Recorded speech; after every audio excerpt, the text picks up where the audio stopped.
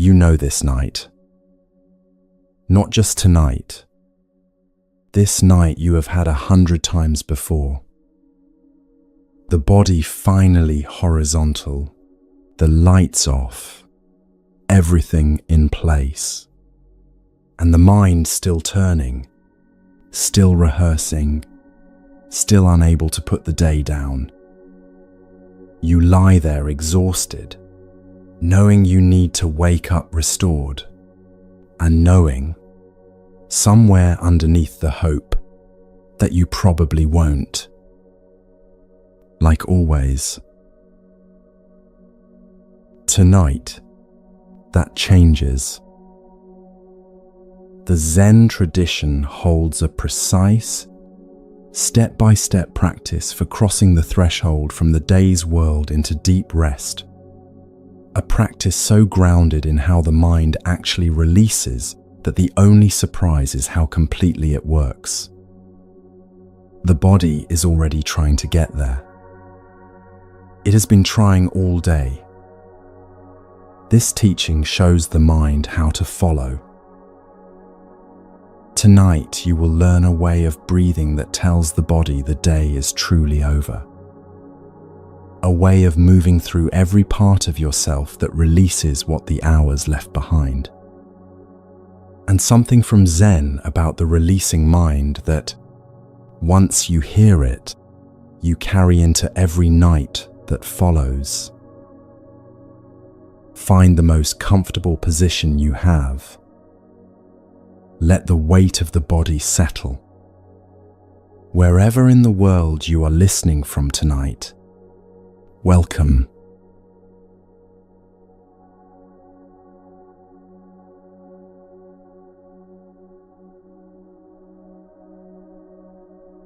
A shadow follows the body that casts it. Wherever you walk, the shadow walks with you.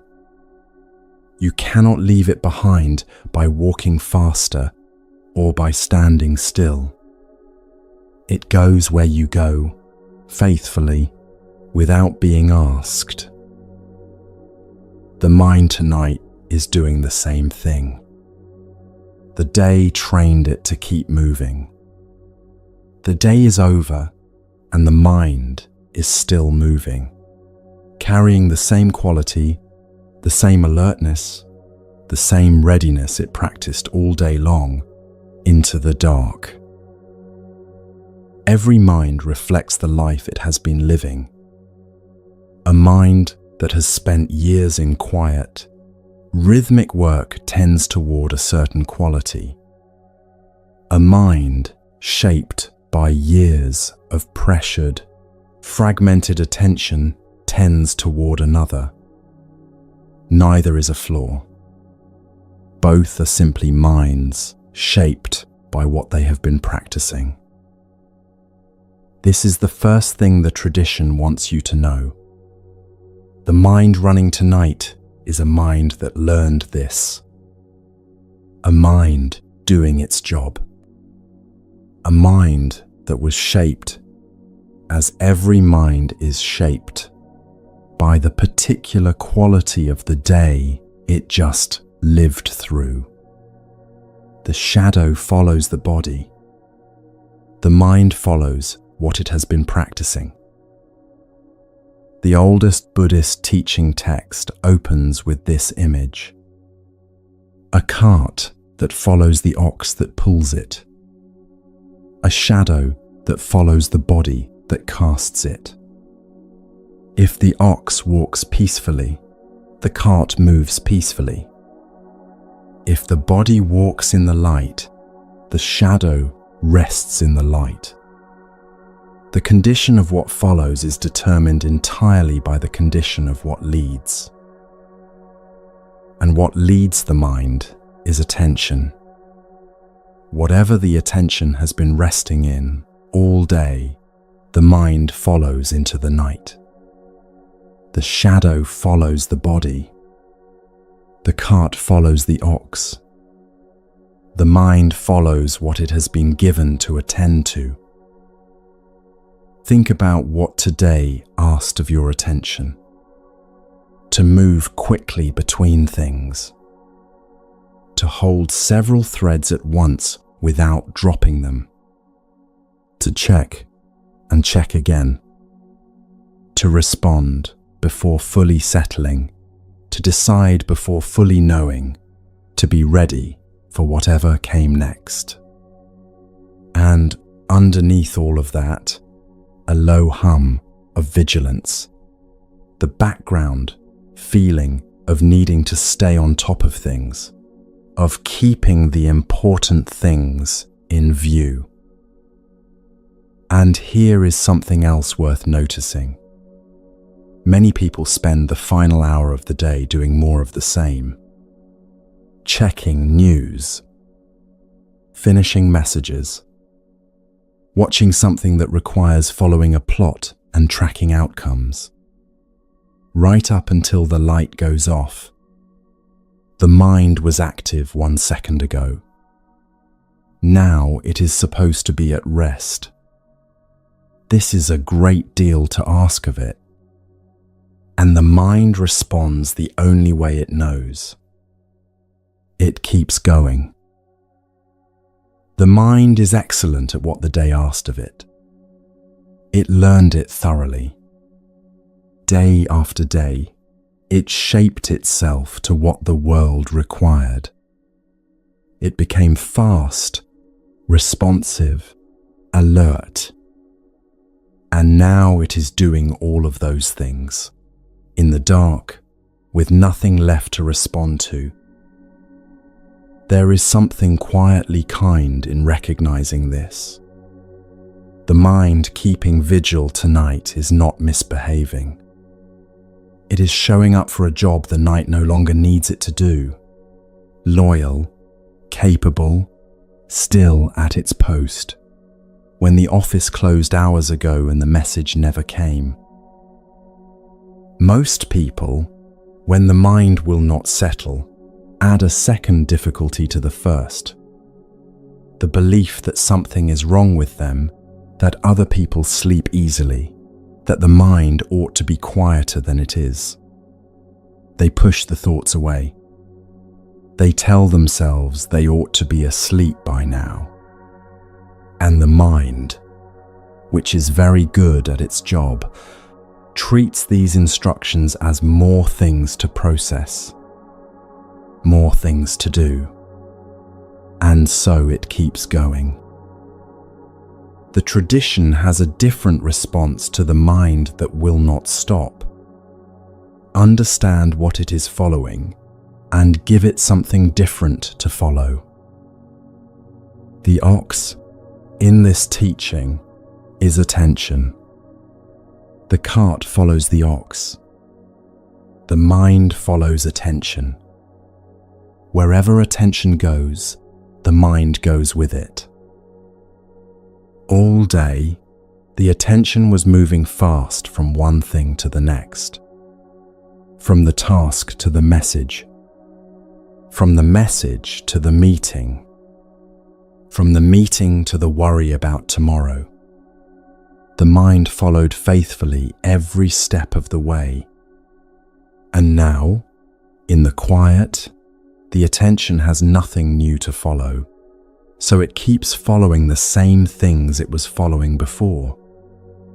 The review of the day, the rehearsal of tomorrow, the low hum of things kept in view.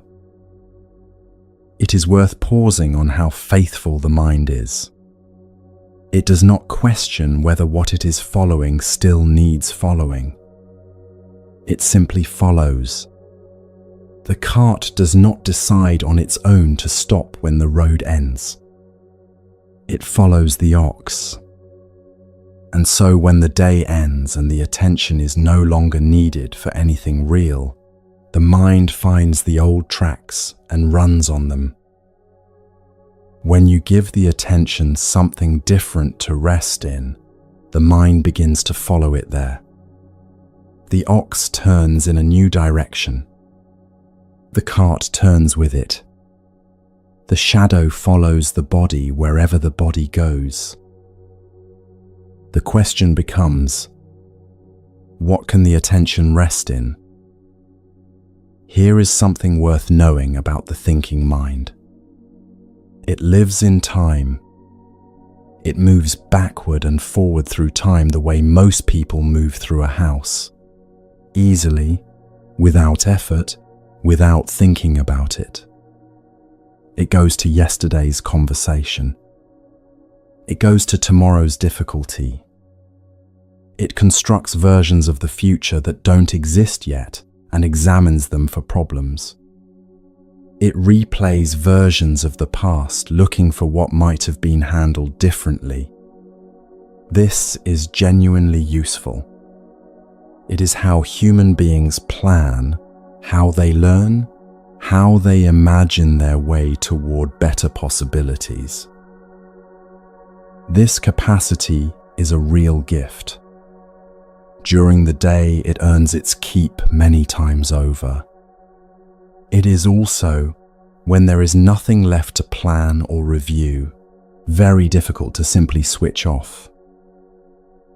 At night, lying in the dark, this same mind is doing the same things, traveling through time, simply because that is what it knows how to do, and because nothing has given it anywhere else to go. The body, on the other hand, cannot travel anywhere. The body lives entirely in the present, the weight of it pressing into the surface beneath that is happening now. The air moving across the skin, that is now. The sound of the breath moving in and out, now. The body has never been anywhere except here. It has never existed in any moment except this one.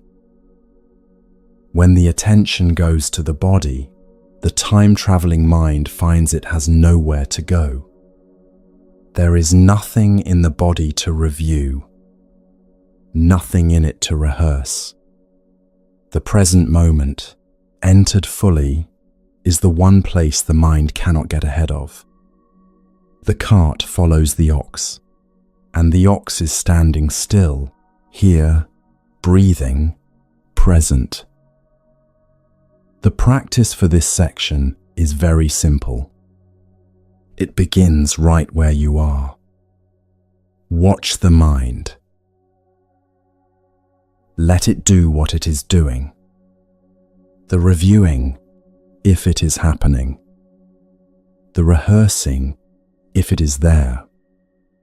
The low hum of vigilance beneath both of them. Let it all run. Simply notice it. The mind going to tomorrow. There it goes. The mind returning to something that happened today. There it goes again. The mind beginning to worry about something that has not yet happened. There. Notice each one. Something is doing the noticing. Something is here that can see the mind moving without being the movement itself. Something quieter than the thought. Something steadier than the worry. Stay with that for a moment. The thoughts keep coming. The reviewing, the rehearsing, the quiet hum of things kept in view. All of it still running. And underneath all of it, or maybe behind it, or simply present alongside it, the one who is watching. You, here, noticing that the mind is running, which means you are not the running itself. This is a small thing, a quiet thing, but it is real. The watcher and the watched are two different things. And the moment you notice this, truly notice it, even for a second, something shifts. The mind is still running, and you are the one who knows it is running. These are already two different things. This noticing does not require effort or skill. It is the most natural thing in the world. Awareness recognizing what is happening within it. The mind moves. Awareness knows the movement. The practice is choosing to rest in the knowing rather than in the moving. When a thought is seen clearly, it loses some of its pull. The thought that is noticed is no longer entirely in charge. There is now something else present, the part of you that noticed it. And that part, however quiet, creates a small space between you and the movement of the mind. The thought wants to be followed. It pulls toward tomorrow, toward yesterday, toward whatever is unresolved. There is a familiar feeling to this. The sense that if you just follow this particular thought all the way through, the worry might finally settle. And so you follow it. And it does not settle. And the next one arrives with the same pull. The watching does not follow. It simply knows. A thought comes. Awareness knows it. The thought moves on. Awareness stays. Another thought comes. Awareness knows that one too. Nothing is being resolved. Nothing needs to be. The steady knowing of what is arising and passing is itself the practice. In most moments of the day, there is no gap between the thought and the following of it. The thought arrives and the attention goes with it immediately. To the message. To the problem. To the conversation still running in the background.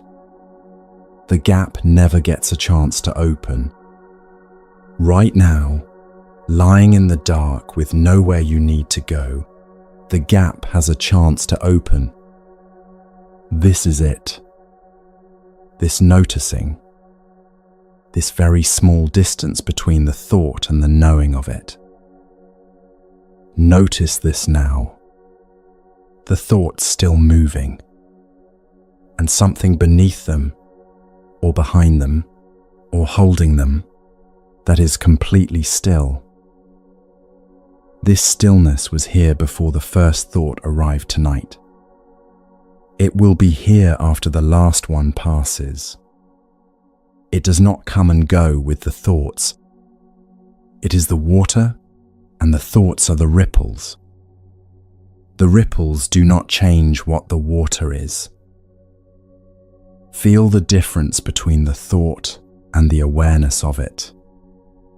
The thought has direction, texture, a pull towards somewhere. The awareness is simply here, without direction, without agenda, without needing anything to change. You are practicing. The mind is exactly where it is. And you are here, watching, steady. These are already two different things.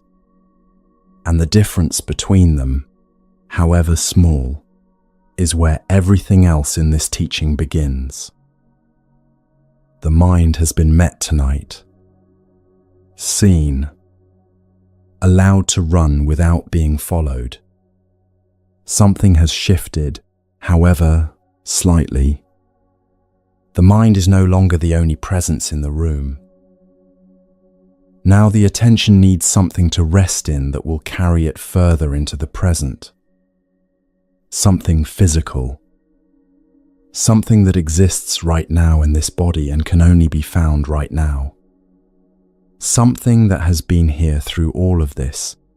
Constant, unassuming, asking nothing. And that will lead the attention so far into the present moment that the time-traveling mind finds it has simply run out of road. The breath has been here the whole time. just breathing, moving through the body as it has always moved, the one thing in experience that exists entirely in the present, that the time-traveling mind cannot get ahead of, that has never once left the room. When the breath becomes the object of attention, the shadow finally finds a body at rest. The cart follows an ox that has turned toward now. And the mind, which has been following attention all day long, begins to follow it here. Now it is time to follow it.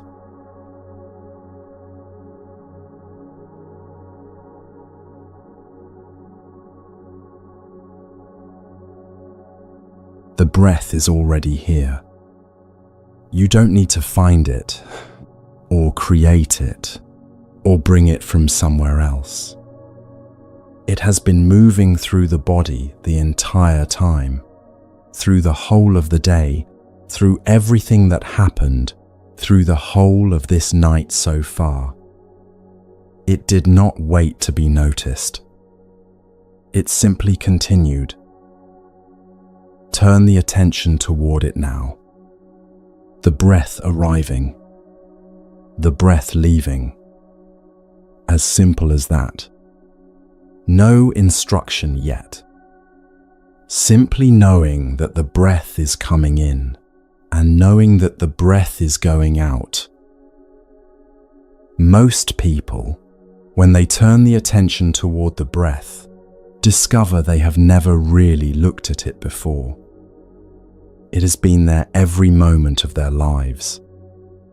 It has never stopped. It has never required anything of them, and they have never particularly looked. It was simply there, the way the sound of a clock is there, present and constant, noticed only when you specifically turn toward it. Turn toward it now. The in-breath arriving at the nostrils, or at the chest, or at the belly, wherever you feel it most clearly. The slight coolness of incoming air. The small expansion somewhere in the torso. The momentary pause at the top, before the breath turns.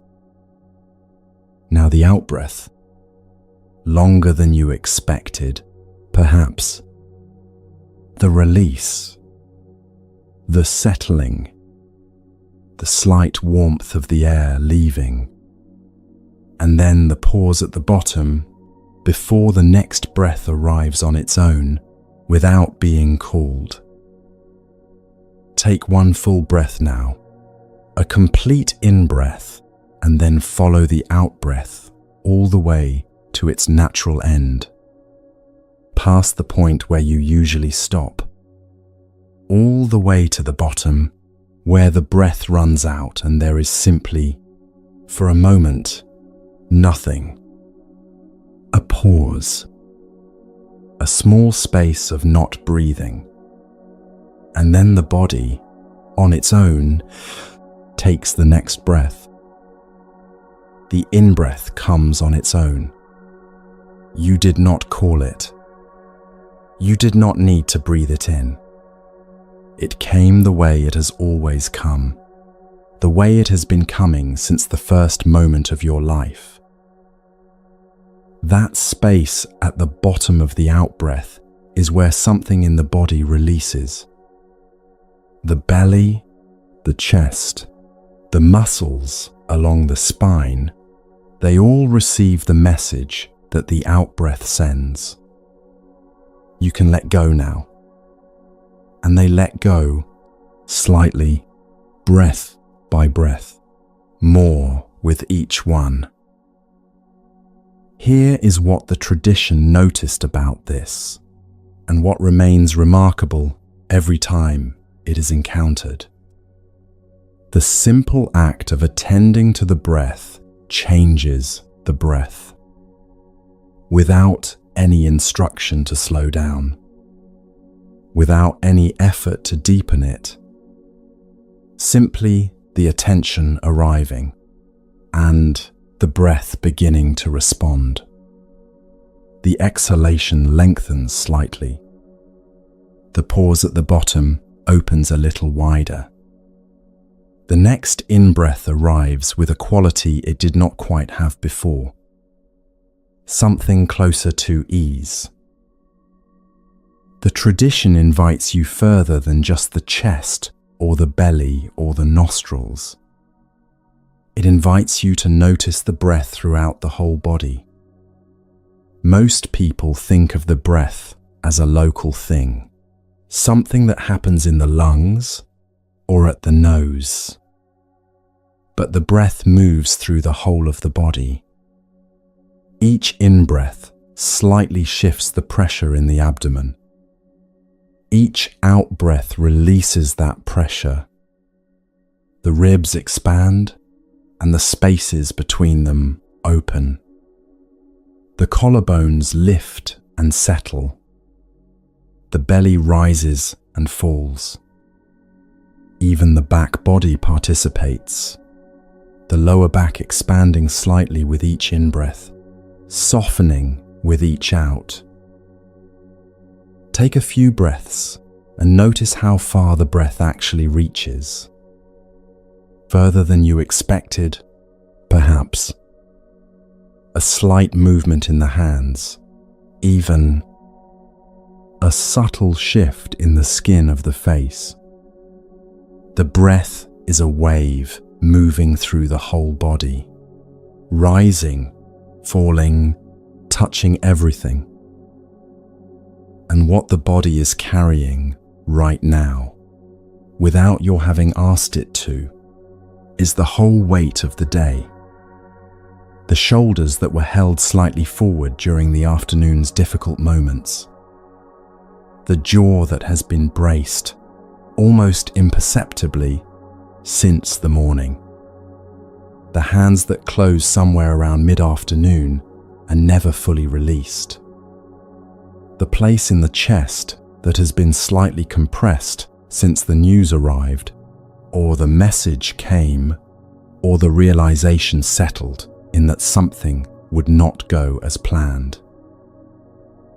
The body holds all of this faithfully. It does not complain. It does not announce what it is carrying.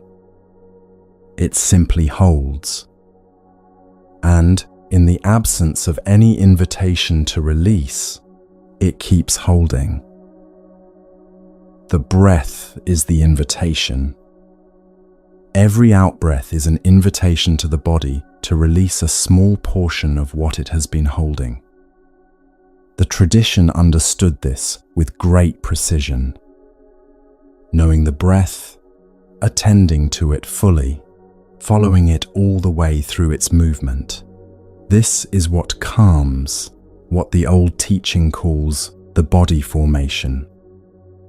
All the accumulated tension, the residue of effort, the physical echo of every difficult moment of the day, the breath moves through it, and gradually, breath by breath, carries it away. Without force, without drama. This happens without any instruction to release. The body does not need to be told to let go.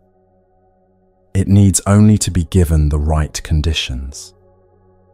A body that is attended to releases. This is what bodies do. The holding was the response to urgency. The releasing is the response to safety. And the breath, followed all the way through, is how the body recognizes that safety has arrived. Bring the attention to the shoulders now, and as the next out-breath begins, simply notice whether the shoulders can follow it down slightly, even a millimeter, even less. The breath leading, the shoulder following. Now the jaw, the area just in front of the ears where the jaw hinges. This area is almost always held when the mind has been busy. An out-breath arrives. The jaw takes the invitation, or it doesn't. Either way is fine. You are offering, not forcing.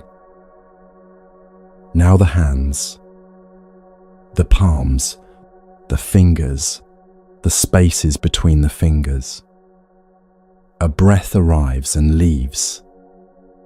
Notice whether anything in the hands moves with the out-breath, whether any part of the hands was held more tightly than it needed to be and finds a small permission to release. Come back to the breath itself now, the full shape of it. In-breath arriving, the pause at the top, out-breath releasing, the pause at the bottom, the next breath arriving without being called. You do not need to shape it or control its pace. The only instruction is to know it, to be here with it, to follow it the way you might follow a slow river, moving with what is already moving, following its current, going where it goes. There is a moment in this practice that most people reach without being told to look for it. The moment when the body takes a breath that is longer than the last one. Deeper, without any instruction to be deeper. The exhalation extending past the usual stopping point as though the body remembered, in the course of being attended to, that it was safe to let a little more go. This is what the tradition was pointing to. When the breath is known, truly known, attended to, followed all the way through its movement, the body begins to calm. The held places soften. The compressed places open. The whole body, breath by breath, returns to something closer to its natural weight. Stay with the breath now for several breaths. In-breath, out-breath, the pause at the bottom, the next breath arriving. In-breath, out-breath, a little longer than the last. The pause, the next breath arriving. Notice if anything in the body has shifted. A heaviness in the limbs that was not there a few minutes ago. A slight blurring at the edges of thought, where the mind was sharp and is now beginning to soften. This is the body remembering what it is to be at rest. Notice the hands. Have they softened from a moment ago? Even slightly? The palms, the spaces between the fingers, the small muscles of the palm that were holding something and have now been given permission to set it down. Notice the face, the brow, the eyes behind the lids, the jaw, the space around the mouth. A face that was active today, concentrating, responding, managing impressions, finding, breath by breath, that none of that is required anymore. Notice the chest, the slight opening with each in-breath, the settling with each out, and somewhere in the chest, in that place where the day's difficulties tend to land and stay, a very small loosening. The breath arriving and finding a little more room than it found before. Here is something worth knowing about the way the breath and the body speak to each other. When the mind is worried, the breath shortens. When the body is tense, the breath stays high in the chest, When the mind is startled, the breath catches. The breath is one of the most immediate records of the inner life. And the relationship works in both directions. When the breath slows, the body follows. When the exhalation lengthens, the body receives a message. The danger has passed. The day is done. It is safe to let the holding go. The body has been waiting for this message all evening. The breath, attended to, is how it finally arrives. The body already knew this. The breath and the body have been in conversation since the first breath drawn at birth. Every out-breath has always been a small act of release. Every pause at the bottom of the breath has always been a moment of trust. The trust that the next breath will come, that it is safe to release completely before the next moment arrives. When the mind leaves, and it will leave, simply return. The mind went somewhere. The breath is still here. Come back to the breath, the out-breath, the pause, the next in-breath arriving on its own. The returning is the practice. Every time the attention wanders and comes back, it has practiced returning. The mind left. The awareness returned. The gap between the two is where the practice lives. There will be moments when the mind seems to have been gone a long time, gone to tomorrow, gone to a worry, gone completely. And then the breath is noticed again. The awareness returns to the out-breath, to the pause, to the rising of the chest. This is the practice working exactly as it is meant to work. The mind left. The breath waited. The awareness returned. Every return to the breath is a small act of choosing the present. A very ordinary choice. The mind went somewhere. The breath is here. Come back to the breath. This is the whole instruction, and it is enough. Let the breath deepen on its own right now. The attention is on the out-breath, following it further than usual, waiting at the bottom, and the in-breath arrives with more ease than before. A little fuller, a little slower. The body finding, through being attended to, that it is allowed to breathe more deeply than the day's vigilance permitted. Stay here. Breath by breath. The body growing heavier. The mind growing quieter. The breath carrying the attention further into the present. Further from the review, further from the rehearsal, further into the simple fact of this body, breathing, in this moment, in this particular darkness. The breath has been carrying you.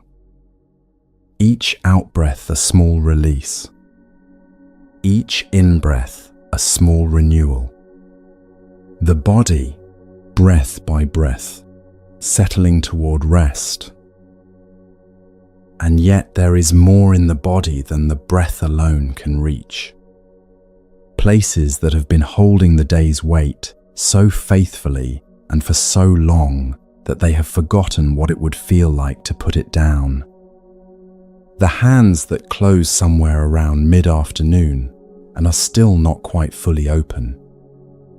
The shoulders that braced for something and never quite finished bracing.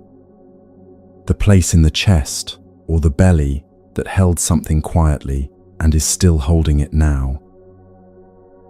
There is more to the body than the breath alone can carry. More history. More stored moments. The breath has opened the way. It has moved through the body and begun to soften the surface of things. What comes next is the slower, deeper work of listening, meeting each part of the body where it actually is, one part at a time, with the same quality of attention the breath just received. Now it is the body's turn.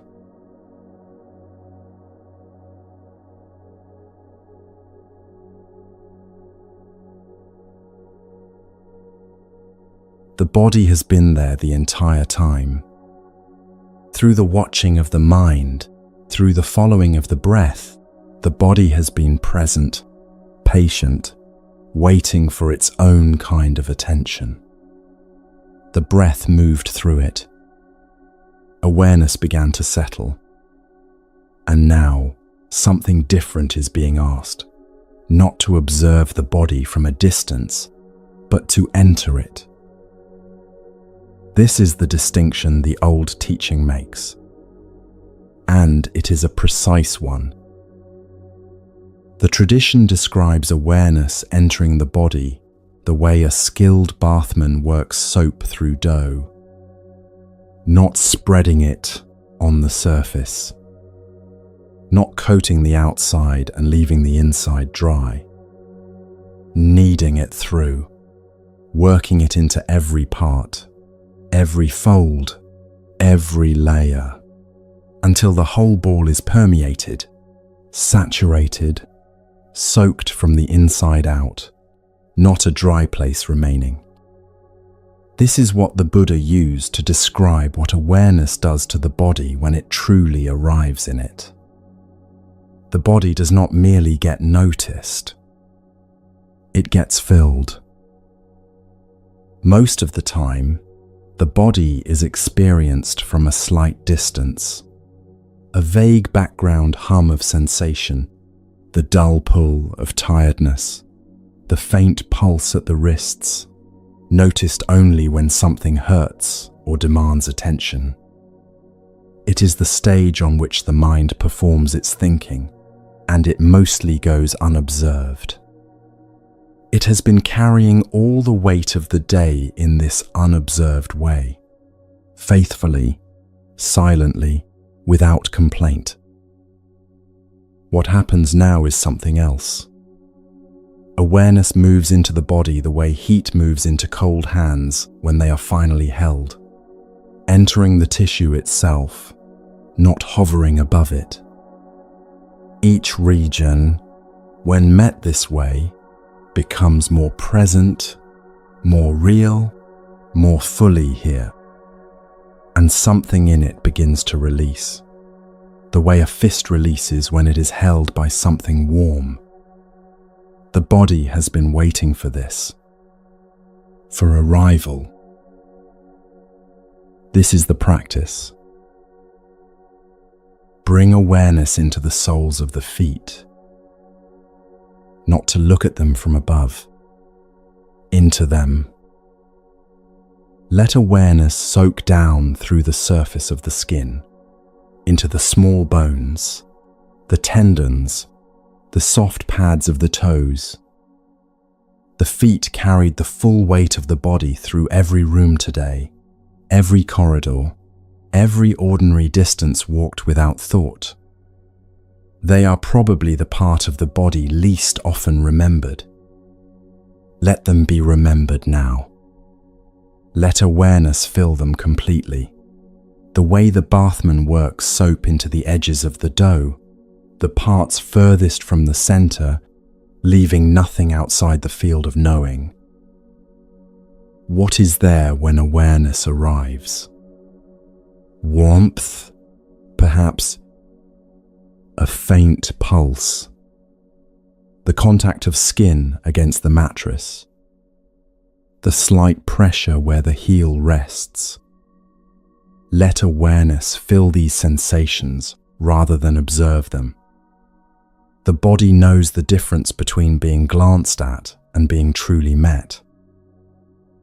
Stay here a moment longer than feels necessary. Thoroughness matters. The The tradition is precise about this. Let awareness move into the ankles, the lower legs. The calves carry a tension that belongs to the posture of readiness, the body prepared to move, prepared to stand, prepared to respond, even now when there is nowhere to go and nothing to respond to.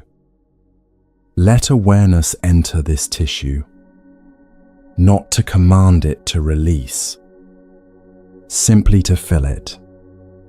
A region that has been tense and unvisited is different from a region that has been tense and known. The knowing itself changes what is there.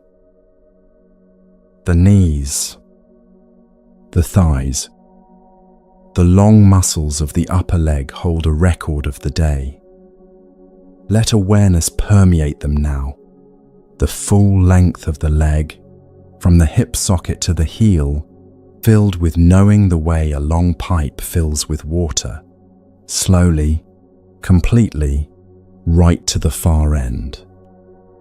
A body filled with awareness is heavier than a body that has been left unmet. Let both legs be heavy. Let them sink into what is beneath. This is not tiredness. This is the weight of being fully present in the body, which most people rarely experience, even when they sleep. The hips and the pelvis. This is where the trunk meets the legs, where the spine is anchored, where a great deal of the body's structural work happens without recognition all day long. The hip joints hold the upper body hour after hour without acknowledgement. Bring awareness here now, into the deep muscles of the pelvis, the floor of the body, the broad basin of the hips. Let awareness soak into this dense, quiet territory. There may be sensation here that has not been noticed in weeks. A low ache. A tightness that has been there so long it stopped registering. A warmth. Whatever is there, let it be known. The bathman does not work around the difficult patches of dough. Those are precisely where the work is needed most. The abdomen, the belly, is perhaps the most responsive part of the body to this kind of practice. It moves with each breath. It holds the residue of the day's emotional weather. It clenches and softens in direct response to what the mind has been carrying. Bring awareness fully into the belly now, not to manage it, not to instruct it to release, simply to fill it with knowing. The belly, when met with awareness, often surprises. Something releases that was not known to be held. A breath deepens on its own. The muscles of the abdomen soften by a degree they could not have softened by instruction. The filled dough gives way differently from the untouched dough. Let awareness permeate the whole of the abdomen, the sides, the lower belly, the space beneath the navel where so much is quietly held. Stay with the abdomen for several breaths, rising with the in-breath, permeating further with each out-breath, the belly growing heavier as it becomes more fully known. The arms. From the upper arms downward, through the elbows, the forearms, the wrists, into the hands. The hands work today. They typed, they held, they reached and closed and opened more times than could be counted. They may still be carrying the shape of doing, the slight curl of fingers that have been in use all day. The readiness that has not yet understood it is no longer needed. Let awareness soak into the hands now the way warmth enters cold hands when they are finally held. Into the palms, into each finger, into the spaces between the fingers. A hand that has been filled with awareness is a different hand from a hand that has merely stopped working. One is still braced for what might come. The other has been met. Let the full length of both arms grow heavy and filled. Let the weight of them drop completely into whatever is beneath. The chest. The chest holds more than most people allow themselves to know. The rib cage, the sternum, the lungs moving with each breath, and beneath all of this, the emotional weight of the day. What was said, what was not said, what cost something to give, what was received badly or not at all. The chest carries all of it, compressed into the space between breath and bone. Let awareness fill the chest now, into the sternum, into the space between each rib, into the lungs, already filled with air, now also filled with knowing, into that deeper compressed place where the day's weight has settled and not yet been released. Let it be known. The bathman does not work around the difficult patches. The soap must reach the center, or the dough is not truly permeated. Let several breaths move through this known chest. Each in-breath a little fuller than before. Each out-breath a small act of trust. The upper back and the shoulder blades. The posture of a busy day lives between the shoulder blades. The forward lean of concentration. The slight rounding that comes from hours of the body curling inward around the work. Bring awareness into this territory now, into the space between the shoulder blades, into the muscles running along either side of the spine, into the deep layers that are rarely reached by anything. Let it soak into the bracing that has become background noise. The shoulders. They have been carrying today. Let awareness move into them completely, into the joint itself, the top of the arm, the soft place where the neck meets the shoulder. They rise throughout a difficult day in increments too small to notice. A shoulder filled with awareness has no reason to stay raised. Let them drop. Let them be heavy and filled and done. The neck. The base of the skull. Awareness rises now through the neck, through the muscles that have held the head upright through every hour of the day, into the base of the skull where the spine meets the head. This is almost always where something is held. A tension so familiar it has become part of the background. Let awareness arrive here fully. Let it permeate even this. The jaw. The jaw holds the unsaid. Everything held back today, every word swallowed, every impulse quietly contained, much of it finds its way into the muscles here and stays. Let awareness soak into the jaw now.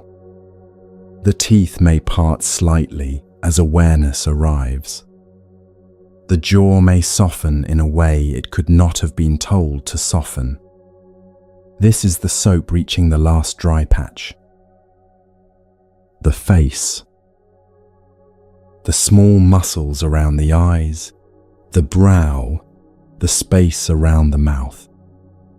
A face that has been working all day, concentrating, responding, carefully managing what it shows, finding now that none of that is needed. Let awareness fill the face completely, into the muscles around the eyes, into the forehead, into the temples. A face permeated with awareness is a face at rest. And the crown of the head, from the soles of the feet to the crown of the head, knowing each part, letting each part be known, letting awareness permeate the whole of it, the way the bathman works soap through to the very last fold of the dough. The whole body, from the bottom to the top, filled. Now stay with this. A body permeated with awareness is different from a body that has merely stopped moving. It is heavier, more present, more fully here. There is a quality of settledness that does not come from relaxation alone. It comes from being known, from having had awareness actually enter every part, rather than hover above, rather than skim the surface and move on. The old teachers understood this distinction precisely. They saw that a body truly permeated with awareness carries a kind of completeness, a sense of being entirely here, in this body, in this moment, rather than floating slightly above the body while the mind continues its business elsewhere. And in that completeness, something the mind rarely encounters during waking hours, nothing left to reach for. Feel this now. The body from the feet to the crown, filled with awareness. The breath continuing quietly through all of it. The weight of the body pressing into what is beneath, held completely, needing nothing more. Somewhere in the body, perhaps in the chest, perhaps in the shoulders, perhaps somewhere more unexpected, something has softened that could not have been instructed to soften. Awareness arrived, and the body responded. The dough gave way to the soap. The body gave way to the knowing. This is what the practice is pointing toward. A body that has been permeated with awareness is resting in being fully known, and that is a rest the thinking mind cannot manufacture on its own. Stay here. The body is settled now. The breath moves through a body that has been met, and something is beginning to shift in the mind as a consequence. The habitual grip, the reaching and reviewing, the pulling toward tomorrow, finding that the body is no longer feeding it the way it was. The grip is still present, but it has less purchase than before. It is beginning to loosen. The next teaching addresses this directly. What the mind's grip is, where it comes from, and what the tradition discovered about a mind that finally learns to let go.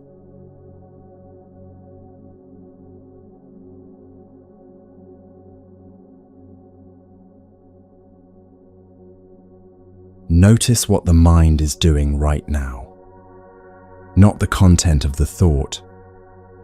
What matters is the quality underneath it, the way the mind is holding. There is a texture to a gripping mind.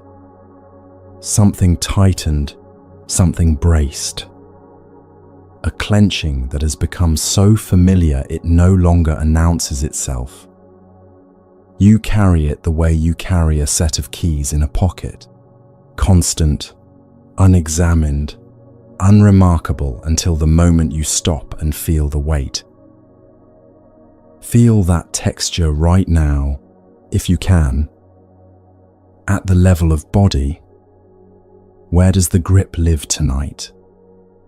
Perhaps at the jaw, a subtle hardening along the hinge, perhaps in the shoulders, held slightly forward, as though the body is still anticipating something it needs to respond to. Perhaps in the eyes, not quite willing to rest behind their closed lids.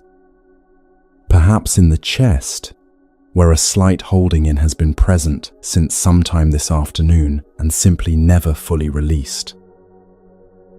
Just feel it. No need to name it.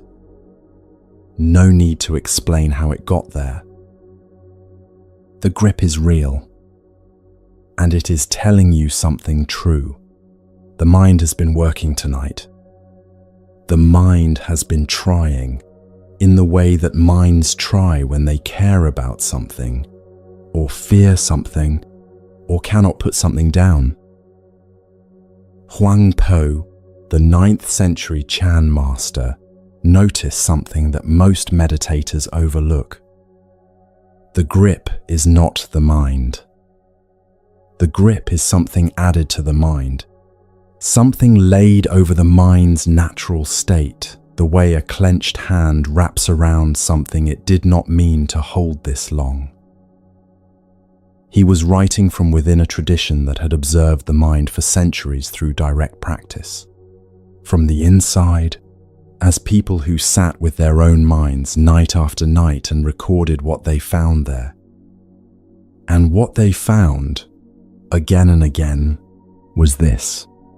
Beneath the gripping, beneath the habit of reaching and holding, there was a quality of mind that was entirely different.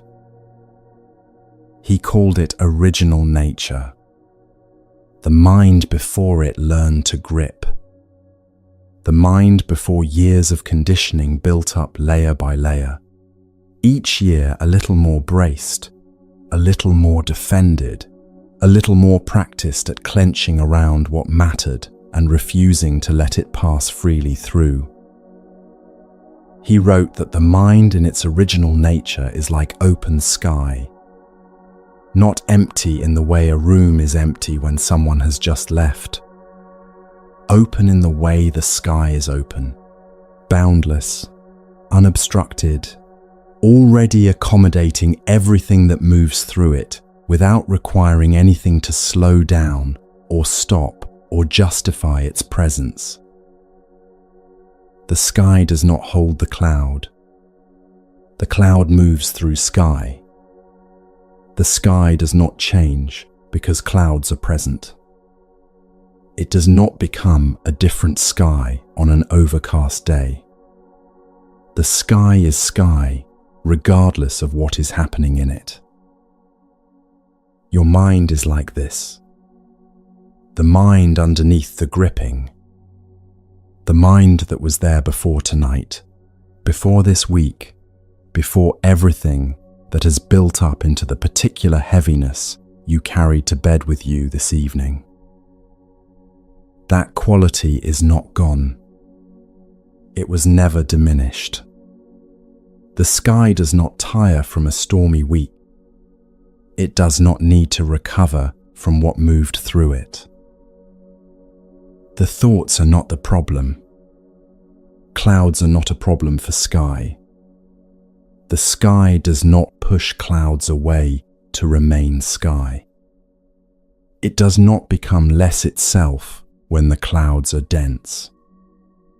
It simply continues, open, vast, already holding everything without effort. What Huang Po was pointing toward was this. The mind's original quality is already present right now, behind the clouds, behind the thought that circled back a moment ago, behind the half-remembered worry, behind the low hum of unfinished things you have been carrying somewhere beneath the surface of your awareness all day. The sky has not gone anywhere. Feel that for a moment. The sky not gone. The sky here, present, behind whatever is moving through the mind right now. It simply continues, The way sky continues through every kind of weather, through every night that felt too long to endure. Settle for a moment into the body now. Let the weight of the limbs register again, the contact with the surface beneath you, the warmth of the blanket or the slight chill of the air, the particular stillness of the room at this hour. Let the body be exactly as heavy as it is. Let it sink a little further into what is holding it. There is nothing the body needs to do right now. No adjustment required. No position to achieve. The body is already resting. What continues is happening only in the mind. The breath moves on its own. The chest rises and falls without asking permission. The blood moves, the organs work, the whole quiet machinery of the living body continues without a single instruction from you. All of this is happening right now, underneath the surface of the mind's activity. The body is already deeply at rest. What the mind believes does not change this. The mind will keep moving. That is what minds do. A thought will arrive. Perhaps it already has. And when it arrives, notice how the mind meets it. The quality of that meeting, the texture of it, rather than the content of what arrived. Does it tighten around the thought? Does it follow the thought out the way a current takes something downstream before you realize it is moving? That following, that closing around what arises, that is the grip in action. It is not a flaw. It is not evidence of a broken or undisciplined mind. It is a deeply practiced habit, refined over a lifetime of necessary engagement with a world that genuinely required you to pay attention, to respond, to hold things carefully and carry them forward. The mind learned to grip because gripping was useful, because holding was how things got done, because letting go felt, for a long time, like it cost something. The teachers in this lineage noticed something important here. The grip cannot be undone by force. If you try to pry the mind open through effort, the mind resists. It grips the instruction not to grip. It clenches around the very practice of unclenching. The harder you push, the more the mind contracts around your pushing. Huang Po's instruction moved in a different direction. Look at what the mind is doing. Simply to see it with clarity. Because the moment you see the grip, something has already shifted. You are no longer fully inside the grip. Something in you has stepped back far enough to observe. Something has widened. The Japanese word for this is mushin. The characters translate as mind without fixed dwelling. A mind that is no longer anchored in place by whatever arose. A mind that has recognized what it is doing and, in that recognition, loosened its hold enough to breathe. Mushin is not an achievement you arrive at after years of practice. It is a recognition that is available right now. The open quality is already here. It does not require earning. It does not arrive after the right number of sitting sessions or the right years of effort applied in the right direction. It is present right now, in this moment, behind the thoughts you are having about whether you are doing this correctly. The question Huang Po's teaching opens is simpler than any technique. The question is, can you feel the sky? Let that rest for a moment. There is a thought moving through the mind right now. Perhaps several. Let them be present. Do not push them away. Do not follow them either. Simply let them be what they are, passing weather in a sky that does not need to defend itself from weather. And now, beneath the thought, behind the thought, in the space in which the thought is occurring, is there something open? It may be faint, uncertain, indistinct. You are not looking for a dramatic experience. You are not waiting for clarity to arrive like light through a window. You are simply noticing the difference between the cloud and the sky the cloud is moving through. The cloud has texture, direction, a particular quality of heaviness or brightness or movement. The sky has none of these things. The sky simply holds the space in which these qualities appear. This is what Huang Po was pointing at when he spoke of the original face, the quality of awareness that was present before the habit of gripping began, before the accumulation, before everything that shaped the mind into its current form. That quality is not damaged. It cannot be damaged. The sky cannot be injured by what moves through it. Come back now to the texture of the grip, wherever you feel it in the body. The jaw, the chest, the eyes, the back of the neck. Let the attention rest on that texture with the lightest possible touch, simply to see it. The way you might notice a sound in another room, present, acknowledged, met without pursuit. Ropes unknot when you work with their own material. When you force them, they pull tighter. When you follow the twist of the knot with patience, finding where it yields, the rope begins to loosen on its own. The mind is like this. Stay with the texture of the grip for another breath. Breathe in and let the breath reach wherever the grip is living tonight.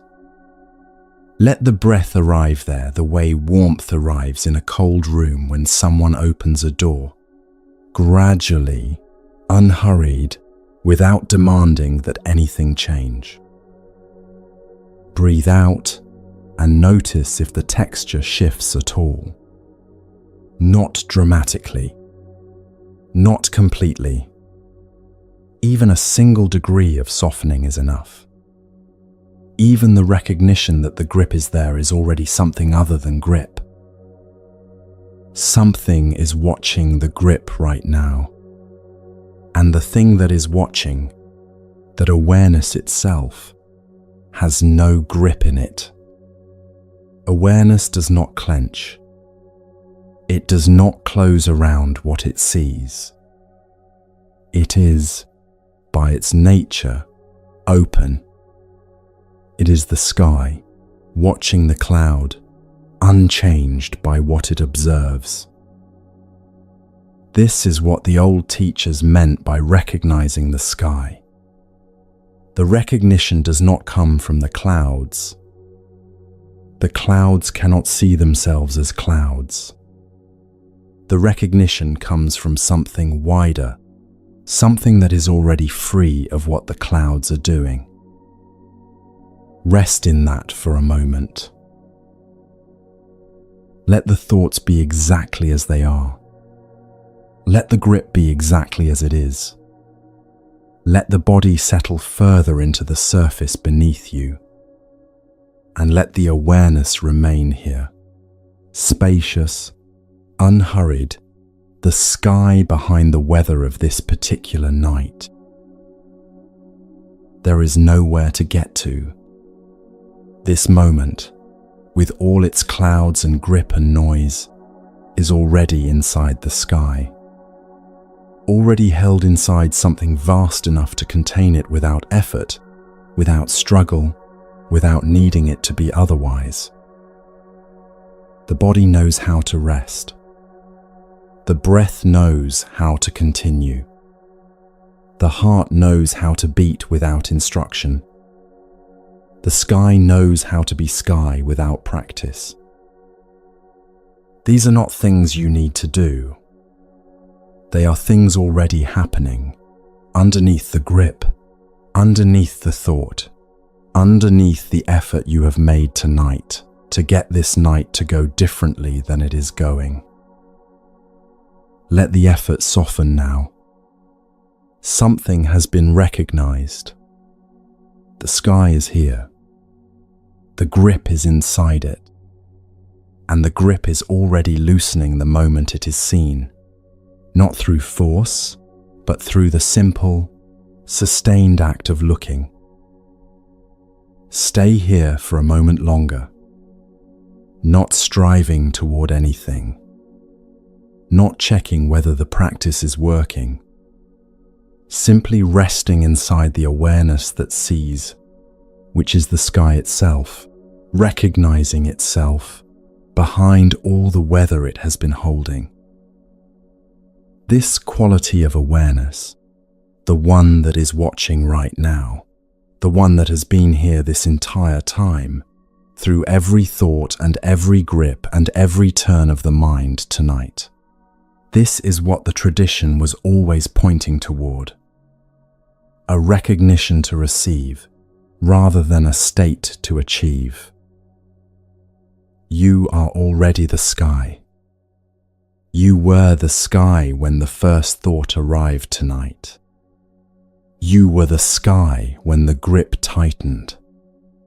You were the sky when you could not sleep, when the mind circled, when it rehearsed, when it worried through the same material again. The sky did not leave during any of that.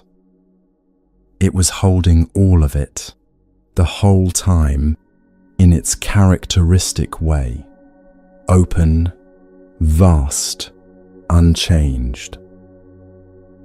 Take a slow breath here, and on the exhale, let the awareness expand slightly, outward, in all directions, the way sky has no edges.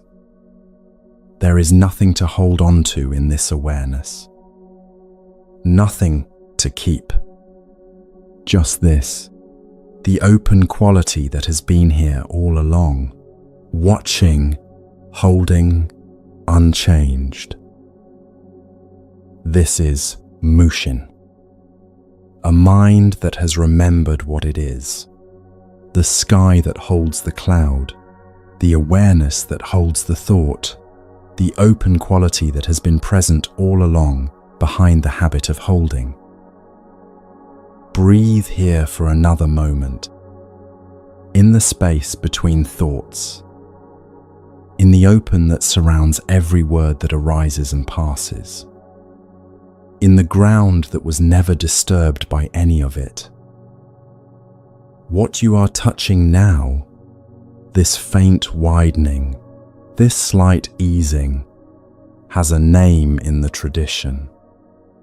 Passaddhi, tranquility, the natural quieting that comes when the mind's long grip begins to release. Arrived at naturally, the way water settles when you stop stirring it. The next teaching names this quality and shows how to let it deepen.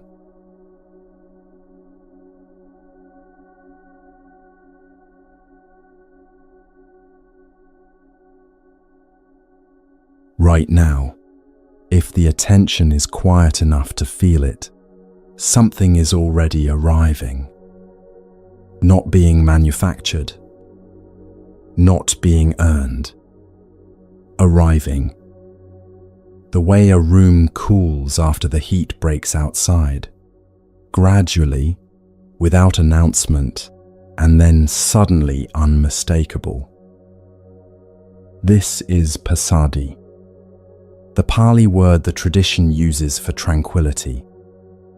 And the teaching that surrounds it in the Samyutta Nikaya is surprising because it does not tell you how to achieve passaddhi. It tells you what passaddhi is, a nutriment, the same word used for food, the thing the body receives when the conditions are right. When the body is open, when the body has stopped bracing, when the body has finally set down what it has been carrying long enough to let something else enter. You cannot force yourself to absorb food. You can eat. What happens after that is not up to you. The body takes over. The body does what only bodies know how to do. Passaddhi works the same way. Everything that has happened in this sitting, the breath felt, the body scanned, the grip seen and named and seen again, the sky recognized behind the clouds. That was the preparation. What is happening now is the absorption. Let it happen. There is a particular quality to this kind of letting happen. It requires a different muscle than effort does. Effort says push. This says open. Effort builds towards something. This yields towards something. The distinction is small in the body and enormous in its effect. The difference between water flowing freely and water pressing against a closed door. Most of the difficulty of nights like this one is the effort to end the difficulty. The mind trying to stop the mind from moving. The body trying to force itself into the shape of sleep. Every technique reaching for the thing that can only be received, and in the reaching, pushing it further away. Passaddhi knows this. The tradition knew this, which is why the instruction is not to try harder. It is to stop trying in a different way, to replace effort with availability, reaching with openness, the clenched hand with the open palm, the palm open, ready. The image the tradition gives is specific. A traveler on a long road in summer heat. The sun unrelenting. The road dry, the dust rising with every step. The body carrying everything it carries, weight and fatigue and the particular heaviness of a day that has asked too much. And then the traveler rounds a bend and finds a tree. Shade. Water. A place to set the pack down. The relief is not something the traveler does. The relief is what the body does the moment the conditions are right. The shoulders drop before the mind registers the decision to drop them. The chest opens. The jaw releases. The legs, so long accustomed to moving, discover what it feels like to simply rest on the ground. When the traveler sets the pack down under that tree, the first thing the body does is forget how heavy the pack was. Not because the weight is gone, the pack is still there, but because the body is no longer carrying it. The body can finally feel what it feels like in itself, without the weight. The face softens in a way it does not soften through effort, only through release. Only through the body recognizing, below the level of thought, that this is the place where it is allowed to stop. That is what passaddhi feels like when it arrives. And it is arriving now, as you lie here, as the body grows heavier and the breath grows slower and the grip that has held the mind all day begins, in the most incremental way, to lose its authority. The Buddha taught this as a factor of awakening, one of 7. Its position in the sequence matters. It follows investigation, energy, and rapture. It comes after the intense phases, after the effort, as though the tradition is saying, there is a time to exert, and there is a time to receive, and the receiving is itself a form of practice, not a rest from it. This is the time to receive. The tradition distinguishes 2 streams of passaddhi. Kaya passaddhi, tranquility of the body, and citta passaddhi, tranquility of the mind. They are not identical, and they do not arrive at the same moment, but they travel together. When one settles, the other is drawn towards settling. When one softens, the other follows. Bring the attention to the hands, wherever they are resting. The weight of them, the warmth or coolness of the palms, the particular shape the fingers have settled into. Are they slightly curled? Is there a residual readiness in them, a subtle bracing to reach or hold? Let the hands open slightly, just open enough to release whatever shape they were holding. Enough to let the palms become passive against the surface beneath them. Feel that change. The palms releasing downward. This is Kaya passaddhi beginning. This small increment of the body releasing its readiness is the body learning, in the most direct way possible, that there is nothing here that needs to be held tonight. Now the face, the brow, the space between the eyes, where so much of the day has been concentrated, the narrowing that attention requires, the slight contraction of focus that becomes so habitual it stays even when nothing needs to be focused on. The jaw, the muscles around the eyes, still working in ways the eyes do not require when they are closed. Let the face go, in the way fabric settles when you stop holding it taut, the tension draining from the edges inward, slowly, the whole surface becoming heavier, softer, more itself. This is Kaya passaddhi deepening. The body discovering what it is like when it is not performing. Not managing, not bracing, not holding a shape against something that is no longer here. Simply present. Simply physical. Simply here, in this room, at this hour, with nowhere to be until morning. Let the exhale lengthen slightly on the next breath out. The exhale is always the releasing half, the body's own letting go, built into every breath, practiced without being called practice, thousands of times a day. Let this exhale carry a little more of whatever the body is still holding. The breath is the most reliable guide into this territory. It does not require interpretation. It does not require belief. It is simply moving, right now, at the pace the body has decided is correct for this moment.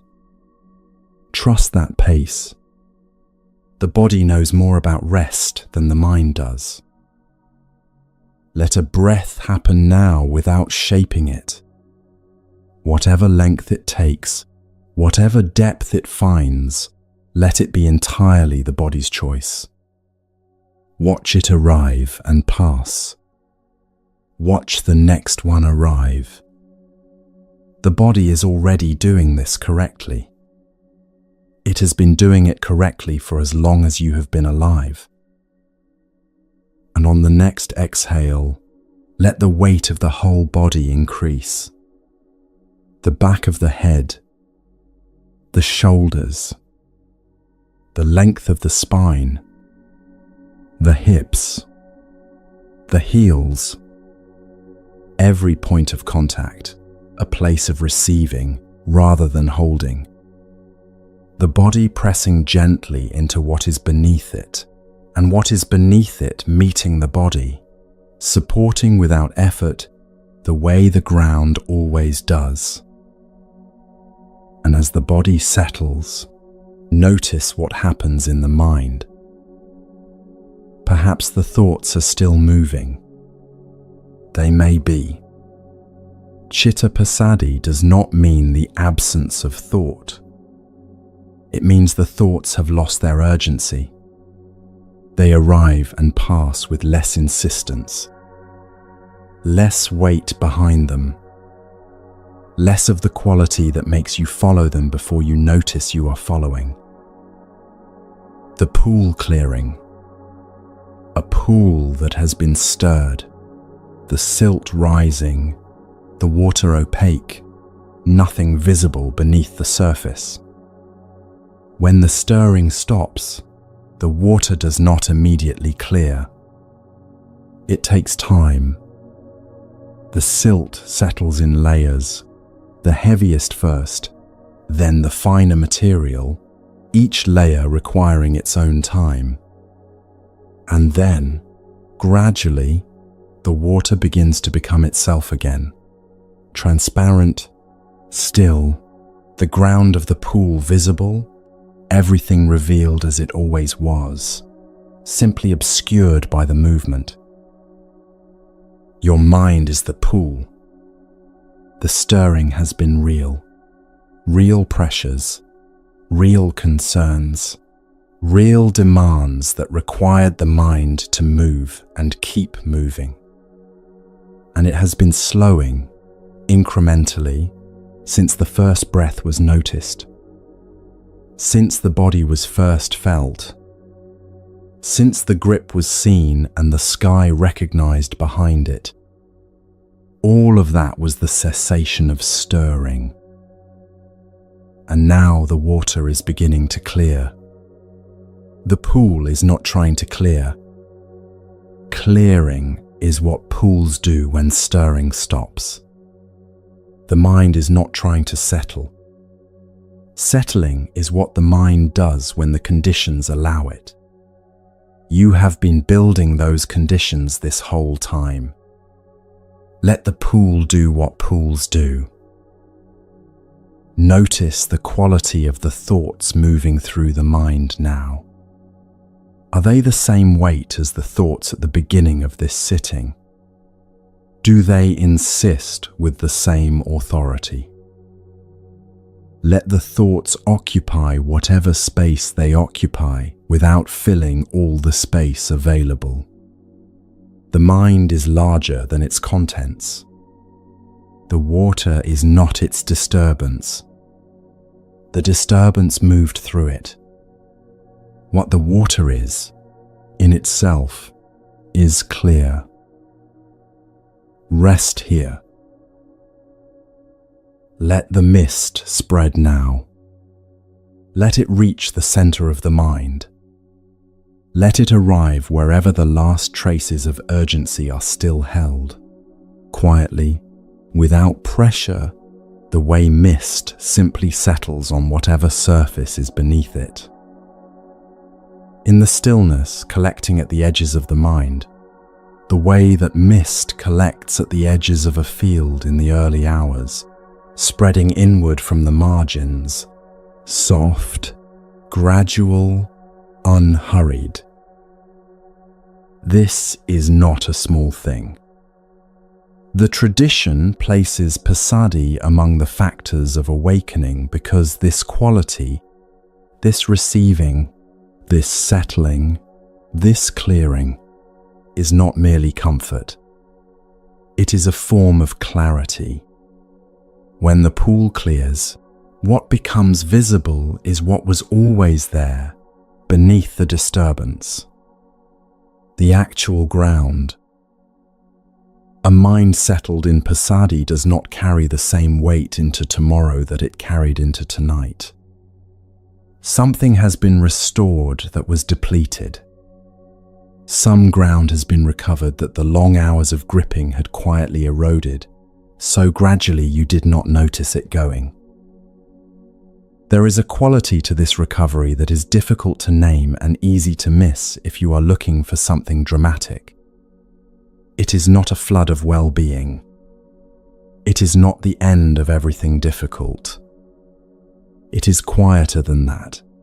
The sensation of a foundation becoming detectable again, the way you notice solid ground after a long time on water. Subtle, unmistakable.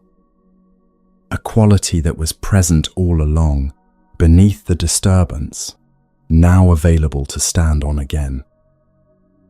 Feel that right now, if you can, the quiet on the other side of the effort, the resource that surfaces when the noise steps back, the particular steadiness that is not the absence of difficulty, but the presence of something solid enough to meet it.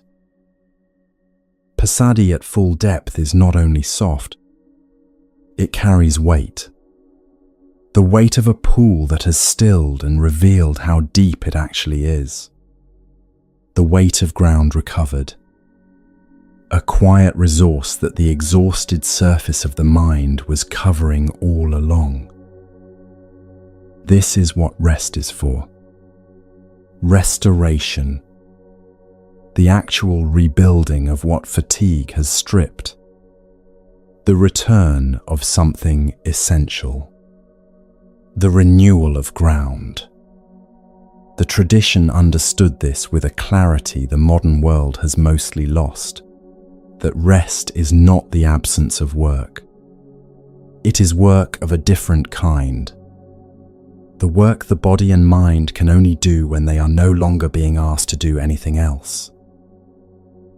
Breathe here in that depth. In the quality of this moment, the body settled, the mind quieting, the pool beginning to show the ground it was always standing on. What the next teaching holds is this. The tradition knew how to bring this stillness all the way into the body's own posture of rest. How the act of lying down, done with a particular quality of attention, is not the end of practice.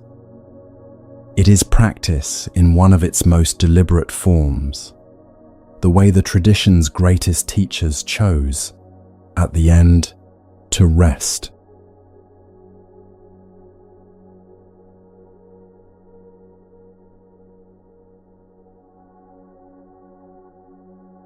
There is a posture the tradition calls sihasaya, the lion's posture. On the right side, the body slightly drawn in, the earth beneath, and the mind, whatever state it is in, still present, still knowing. This is how the tradition's greatest teachers chose to rest.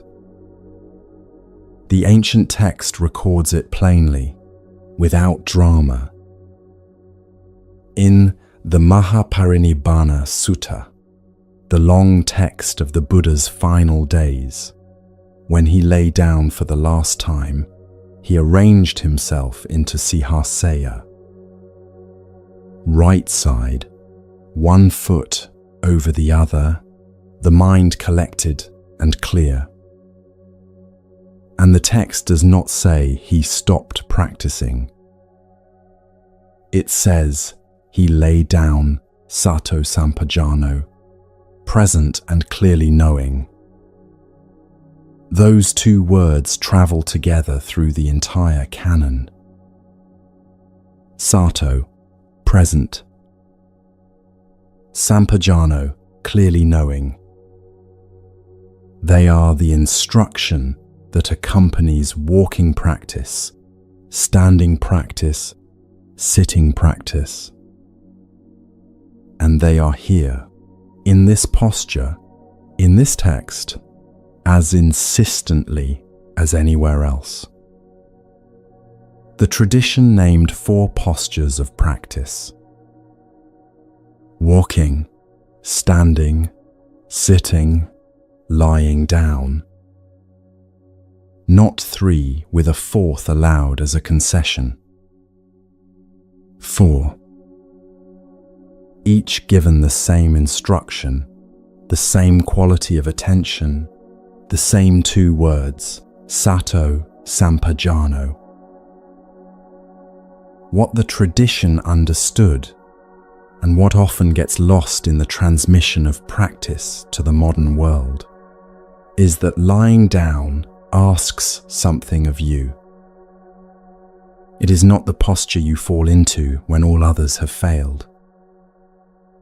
It is the posture that asks you to remain present inside the complete surrender of the vertical body. When you stand, the body is braced, held upright against gravity. There is a kind of effort already present in standing that keeps the mind from drifting too far. When you sit, there is a similar quality, the spine lengthening, the body in dialogue with its own weight. But when you lie down, all of that holding releases. Gravity has won.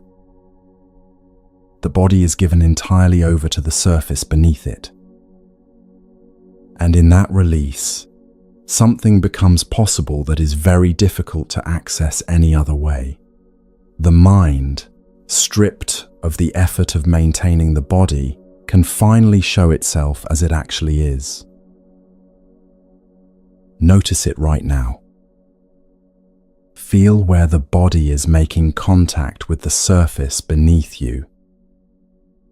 The weight of the shoulders, the particular angle of the hips, the heaviness at the back of the skull where it rests against the pillow. These are not incidental sensations. They are the lived texture of Sihasaya, the posture of rest as practice. Every point of contact is a point of practice. The body is already in the teaching, not because you have arranged it carefully, but because Sihasaya is here, and so are you. The tradition would have you know, what is touching the earth right now is not the weight of failure. It is the weight of a body that has held itself upright all day and has been released. The surface receiving you is not indifferent. In the old teachings, the earth itself is understood to be witnessing, receiving, holding what it is given. Sato Sampajano, present and clearly knowing. What does this feel like when the body is horizontal? When you sit in meditation, the body's upright position creates a natural anchor for the attention. The spine is a column you can return to. But in Sihasaya, the spine is no longer a column. It is a line, a riverbed, lying in the direction of rest. The anchor shifts. It becomes the length of the body itself, the breath moving through it, the sequence of sensations from the feet to the crown. Bring the attention to the breath now, not to change it. not to deepen it or slow it. Just to feel how the breath moves in a body that is not upright. The chest rises differently here. The belly releases in a different rhythm. The breath, in this posture, moves through a landscape that gravity has already softened. This is sampajano, clearly knowing. Not the clear knowing of analysis, or the clear knowing of having understood a teaching. The clear knowing of a body being exactly where it is, felt from the inside, without distance. The breath enters. The chest opens slightly, then releases. The belly follows. The entire cycle happening inside a body that is horizontal, held, resting. The old teachers notice something about this posture that gets overlooked. It requires a particular kind of intention to inhabit. Most people endure the horizontal position of sleeplessness. They lie in it waiting for the mind to slow, waiting for the body to finally release, waiting for morning if nothing else arrives. The waiting is its own particular suffering, a vigilance masquerading as stillness. Sihazeya is not waiting. It is the decision to be present inside the body's rest, not to monitor whether rest is arriving. The one who waits for sleep is a subject waiting for an object. The one who rests in Sihazeya is simply here, in this posture, with Sato Sampajano. Present and clearly knowing that the feet are heavy, that the breath is slow, that this moment is the only one available. That is the shift the tradition is offering. Not a technique for producing sleep, but a way of inhabiting the body's natural posture of rest with the same quality of presence you would bring to sitting, or walking, or standing at the edge of a still morning. Who is not a prisoner of the night, but a practitioner within it. Someone who has given the posture of rest the same dignity the tradition gave it, the dignity of a name, a teaching, an instruction. Feel the specific points of contact again. However, you are lying, on the side or on the back, or some arrangement the body has drifted into. There are places where the body meets the surface beneath it. Let the attention move through them. Unhurried. Not looking for anything. Just making contact. The heel of the foot where it presses into the mattress. The back of the calf, the weight of it resting. The heaviness of the thighs, all that musculature that carried the day, finally released. The low back, settling.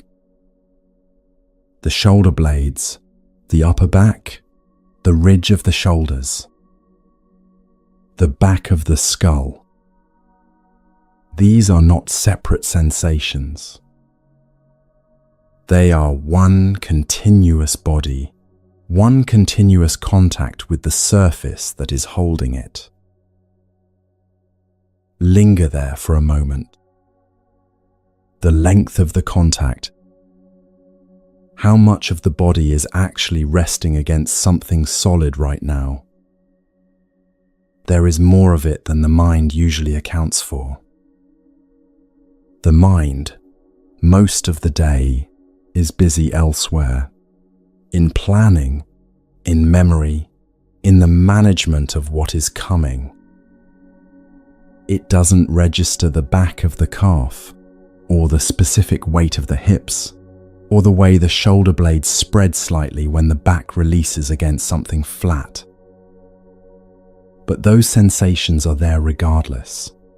The body in contact with the world receiving the body. Sampajano is simply turning the attention toward what is already happening. The earth receives what is given to it. The old teachers understood this as something more than a physical fact. The earth receives without judgment, without categorizing what it is holding as a success or a failure, a rested person or a troubled one. It simply holds. And what is held, when it stops fighting the holding, begins to rest. Sato Sampajano. When the practice traditions speak of clearly knowing, they do not mean knowing in the way you know a fact about the world. They mean the knowing that is already happening inside the body before any thought arrives to name it. The knowing that the foot is heavy. The knowing that the breath has slowed. The knowing that the place between the shoulder blades has finally released the tension it carried since the morning. These are not thoughts about the body.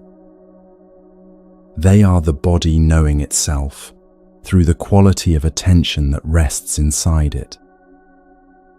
Present, in this posture, clearly knowing that this is the posture, that the body is here, that the breath is here, that the night, whatever quality it carries, is the field inside which practice is happening.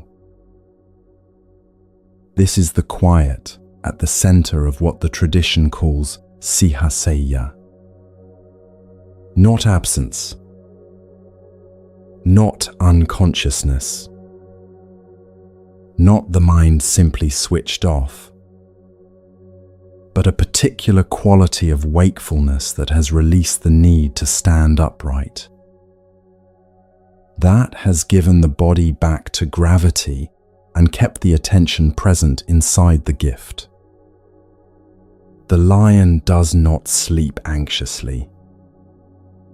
The lion rests with the same quality it brings to everything else, complete, occupying the position entirely without a single part of itself elsewhere.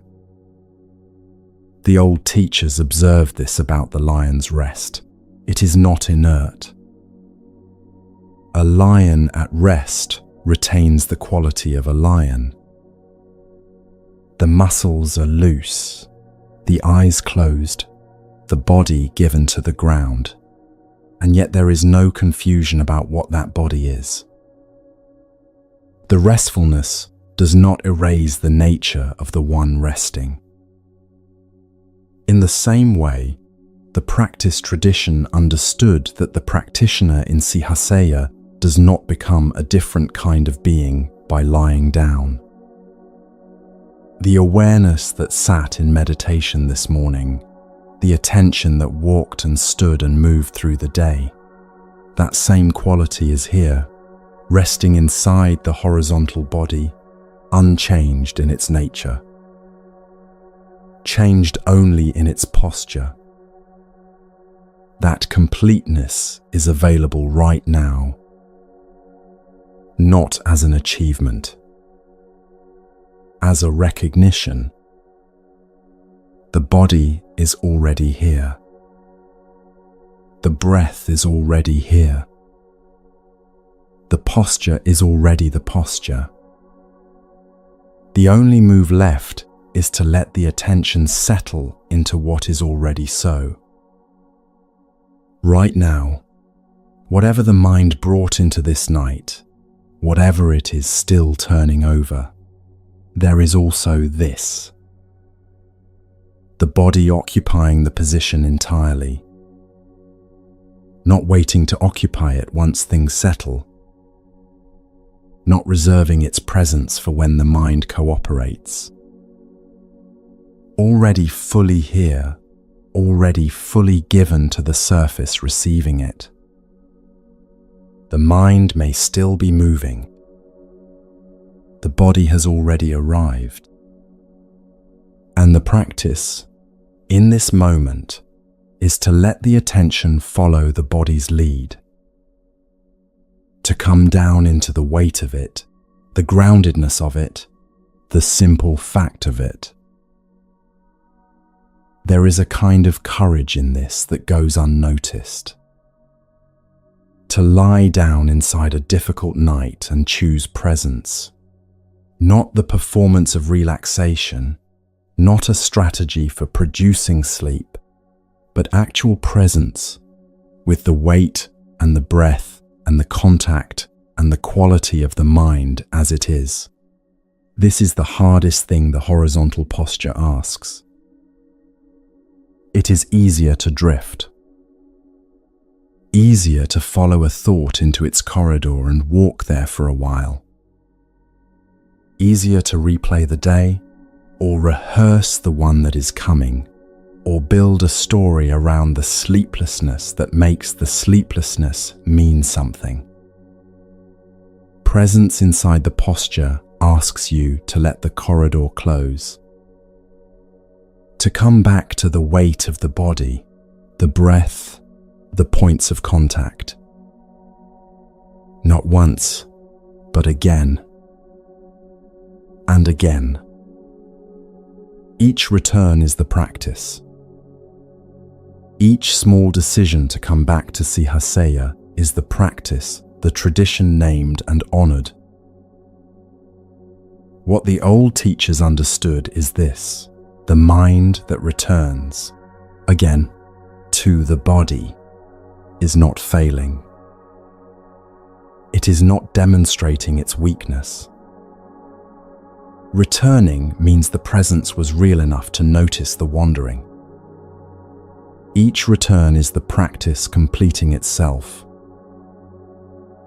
The text does not say the Buddha lay down and immediately entered peace. It says he lay down sato sampajano, present and clearly knowing. Whatever arose inside the knowing, he was there for it. The clarity was not the absence of experience. It was the quality of the presence within experience. Presence within experience means this: the body is in Sihasaya, the mind is with the body, and the quality of the mind is open. Not pushed closed against what is arising. Not trying to redirect sensation towards something more acceptable. Open to the weight, the breath, the quality of the night air, the texture of what the mind is holding.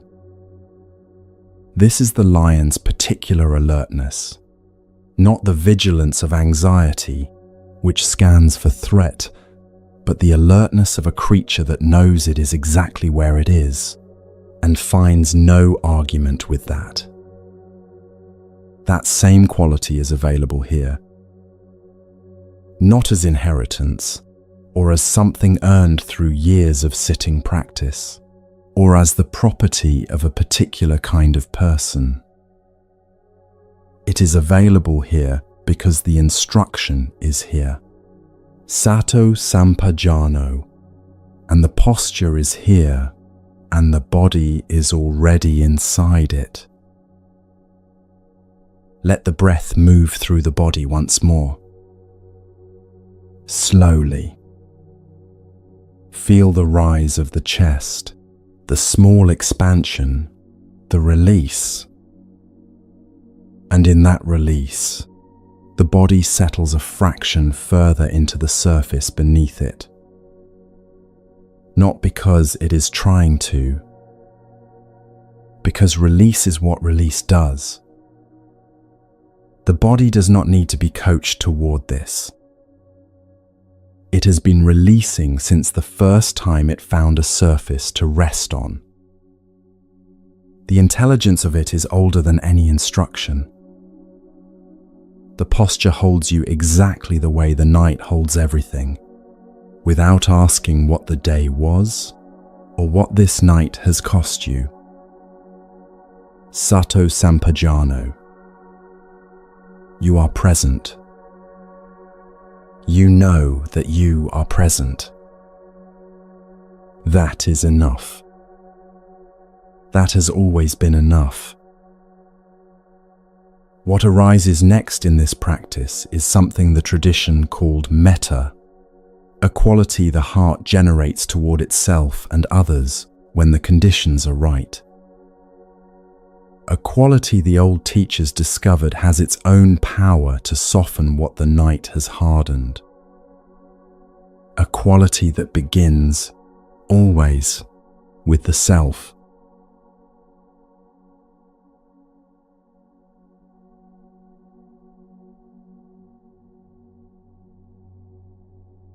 The mind at night has a quality the metta teachings knew well. It turns inward the way a hand turns a stone over, examining the underside, finding fault, tallying what was insufficient. The day reviewed and found wanting. The self assessed and found wanting. It is a particular kind of wakefulness, this nocturnal accounting, and the tradition addressed it directly. The Karaniyametta Sutta, the discourse on loving kindness, does not open with a doctrine. It opens with a list of qualities. What the practitioner should be: straightforward, gentle in speech, contented, unburdened, calm. And then, from this ground of qualities cultivated, the teaching gives its central instruction: radiate boundless goodwill in every direction. Above, below, across. To all beings without obstruction, without hatred, without ill will. What the teaching assumes, and what gets overlooked in transmission, is that the practitioner is also a being. Inside the field of all beings, the one practicing is included. The tradition is not describing an outward movement of the heart that skips over the one sending it. It is describing a quality that originates in the practitioner's own chest and moves outward from there, which means it must, first, be present in that chest. This is where the old teachers always began. With you. Not as a warm-up exercise before the real practice, as the root of it. Most people in a sleepless night are operating without permission, not consciously denying themselves rest or peace, but carrying a background assumption so habitual it has become invisible that the goodwill they might extend to others is not available to them.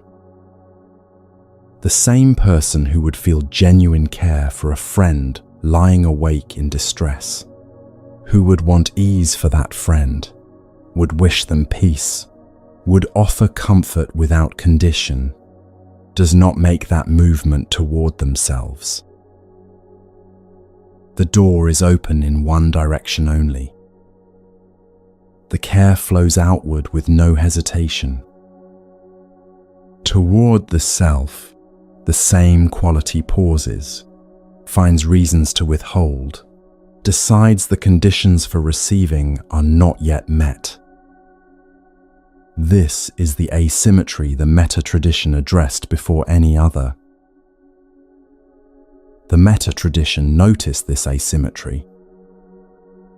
The Pali word metta itself is related to the word for friend, mitta, The practice, as the old teachers gave it, begins by asking, can you be a genuine friend to yourself?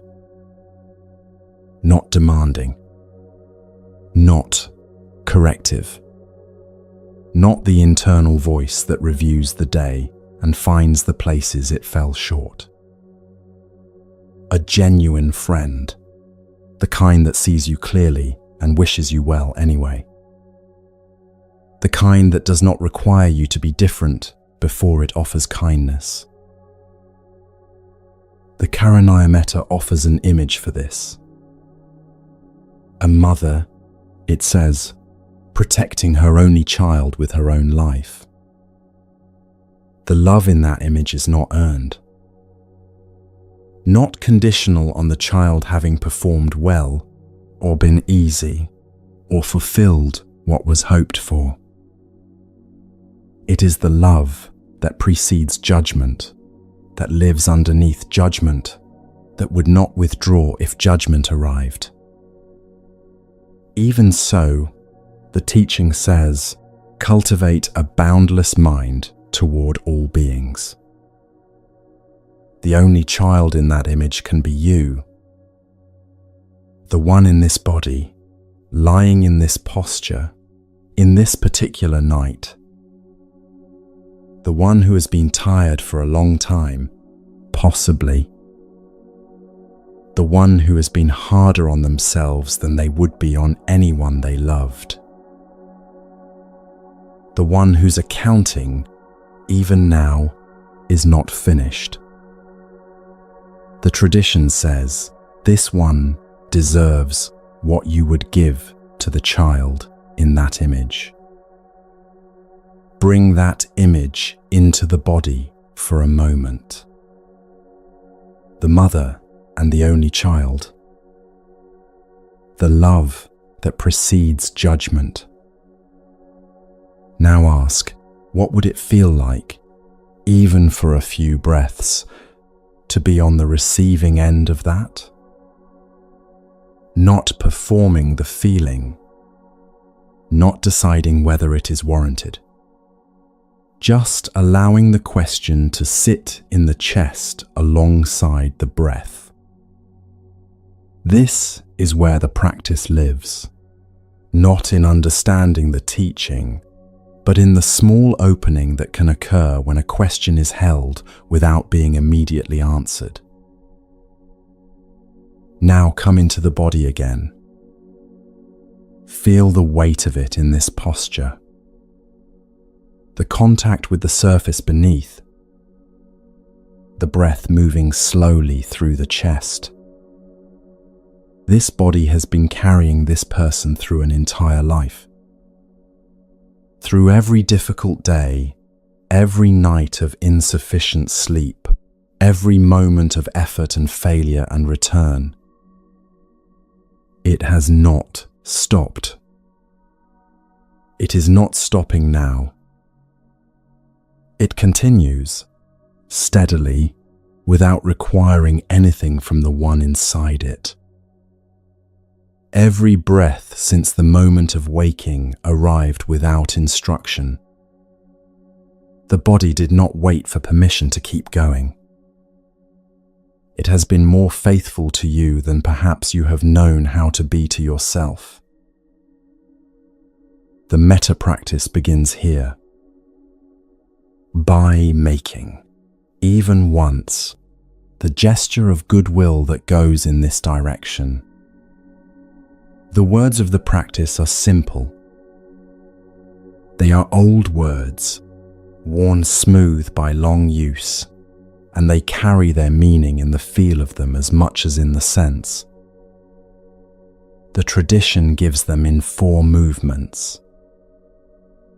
Let them arrive here, as sounds inside the body, as something felt rather than thought. May I be well. Feel that landing. Not as a statement of fact, but as a wish. A genuine wish, directed at yourself, with the same quality of intention you would bring to wishing it for someone you care for. The mind may resist it, may offer immediately the reasons it doesn't apply, the ways the wish seems naive or unearned. That is the mind doing what it does. Let it be noted, and then return to the wish. The practice is not the absence of resistance, but the willingness to make the gesture again after the resistance speaks. May I be well. Again. To yourself. From yourself. Where in the body does that wish want to go? Follow it there. The chest, perhaps, the sternum area, the space behind the ribs. Perhaps the throat, or the belly, or some unnamed center of gravity that shifts when the attention turns inward with care rather than judgment. These locations are not symbolic. They are where the body actually registers the quality of how the attention is turned. When the attention is critical, the body registers it. When the attention carries the quality of genuine goodwill, the body registers that too. Differently, noticeably differently, if the body is given a few breaths of stillness in which to feel the difference. May I be at peace. Peace lands in a different register of the body. Well is about the whole, the general state of a life, the broadness of health and functioning. Peace is about this moment.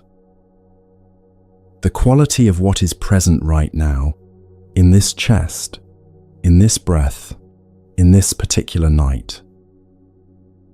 Whether the mind is still moving or not. Peace is available even when the mind is moving. The old teachers knew this. They would not have offered the wish if it were not sometimes accessible. Feel the body again as the wish settles into it. The weight of the shoulders. The slow breath. The surface beneath receiving the body's weight. The wish for peace sent to the one inside this body. May I be at peace. Let it echo once. Let it find the place in the chest that most needs to hear it. Notice what the chest is doing right now. Not what you think it should be doing. What it is actually doing. There may be tightness, the particular grip of the night around the heart area. There may be a slight holding of the breath, as if even breathing fully requires a permission that hasn't quite been given.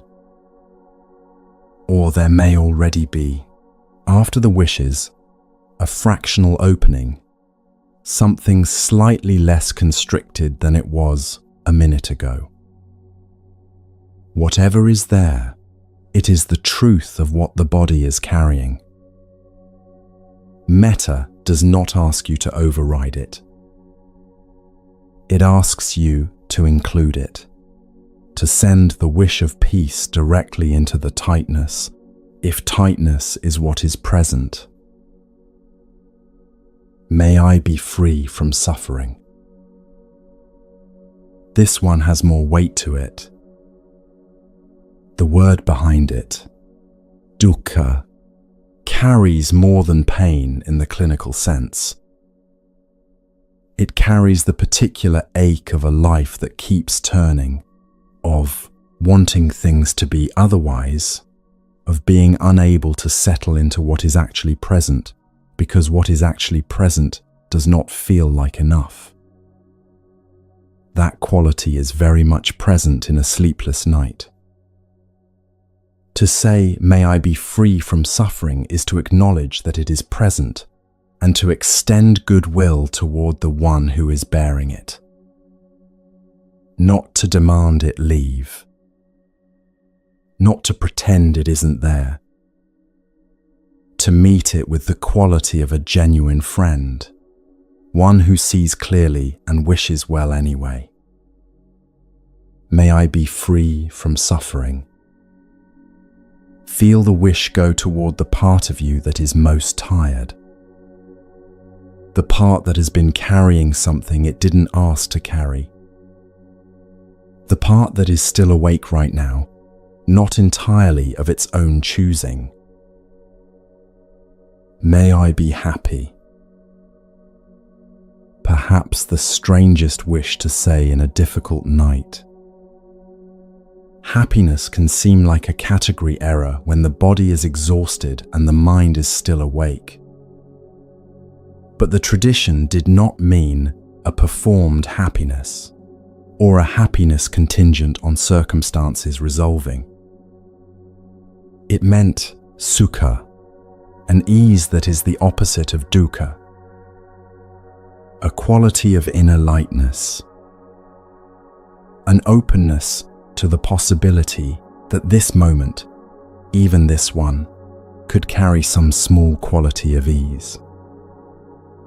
To wish yourself sukha is to remain open to that possibility, to not close against it entirely, to leave a door slightly ajar, even in the night, even when nothing is resolved.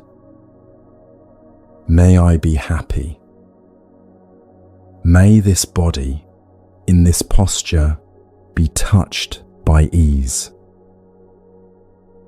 This is what permission means in the metta tradition. Permission is the decision to include yourself inside the circle of beings toward whom you direct goodwill. To stop exempting yourself from the care you would readily extend outward. To make the movement, perhaps for the first time tonight, of turning that quality of heart toward its own source. The old teachers observed that metta practiced consistently changes the texture of the mind, not its content. The problems remain, the responsibilities remain, the questions remain unresolved. But the quality in which the mind holds these things shifts.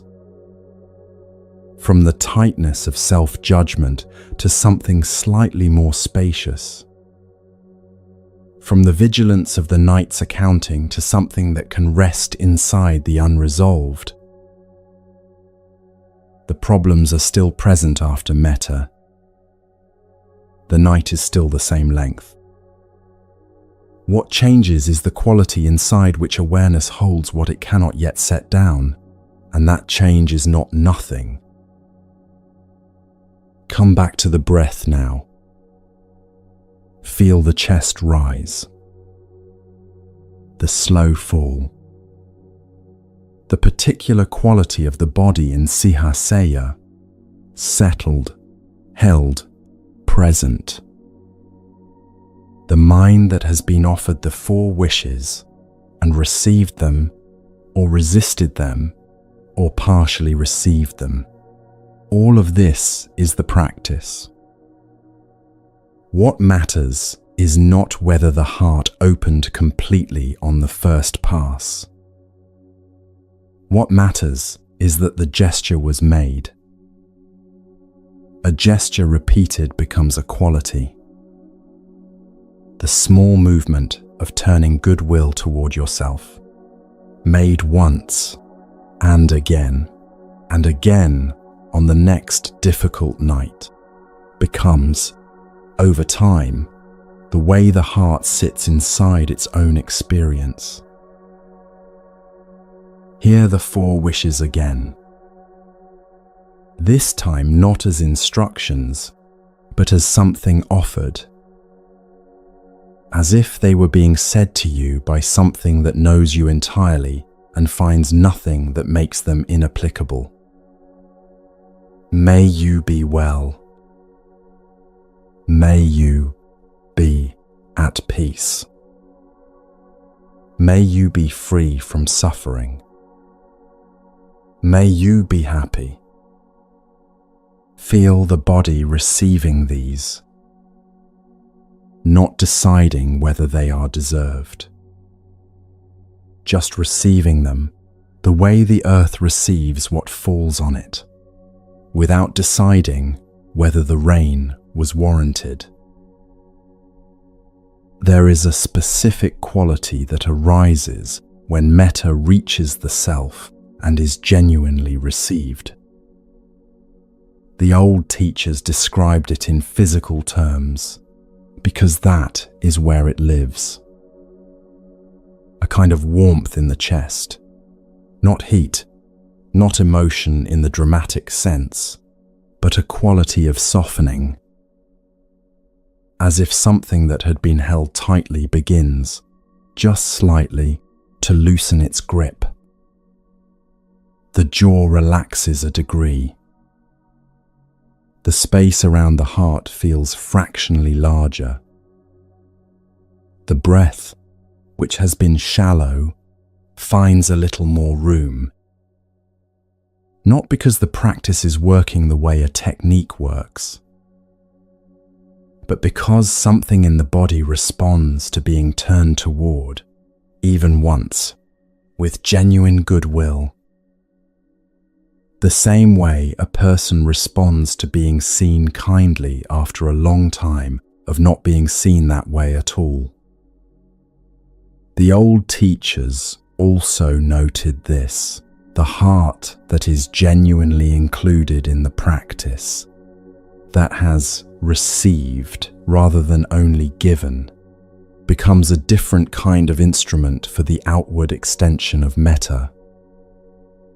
When the goodwill has first been turned inward and received, even partially, what moves outward toward others carries the quality of something that has actually passed through the one sending it.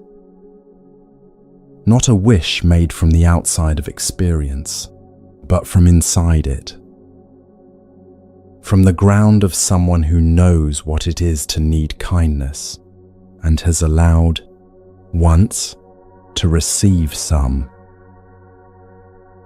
The night does not have to change. Sleep does not have to arrive. The mind does not have to quiet completely. None of these conditions are required for metta to be present. Metta is a quality of heart that can exist alongside exhaustion, alongside anxiety, alongside the unfinished thinking of an unsettled mind. It does not require good conditions. It is a response to conditions exactly as they are. You are not the exception. You have never been the exception. The teaching did not leave you out. In the lion's posture, in Sihasaya, the body is already still. The passaddhi, the tranquility that arrived in the previous teaching, has softened what it could reach. The mind's grip has loosened around what it was holding. These are the conditions in which metta has the best chance of landing fully, not because the night is comfortable, but because the practice has been preparing this ground all along.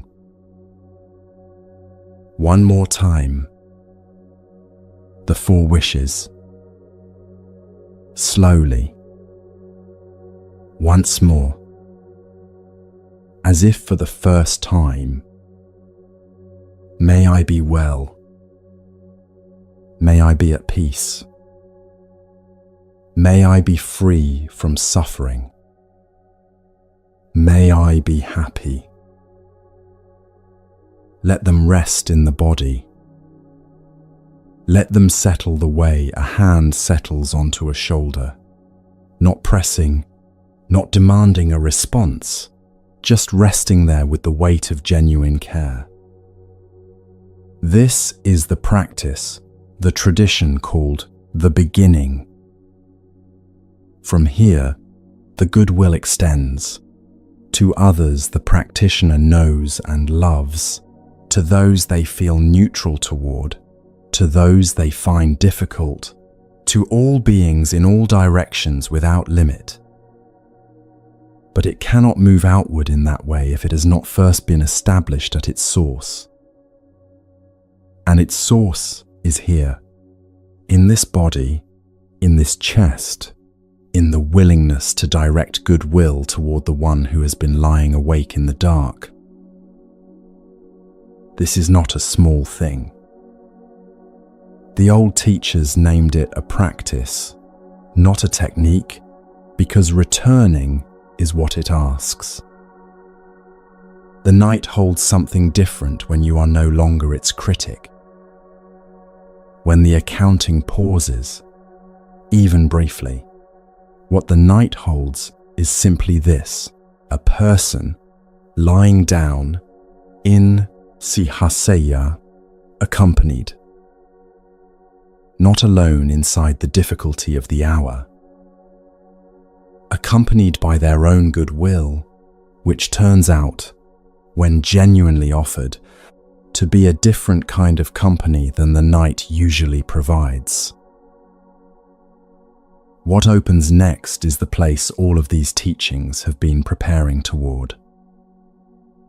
The motion of the mind released, the passaddhi of the body settled, the sihasaya of the posture inhabited, the metta of the heart offered, all arriving together, in the same breath, in the same body.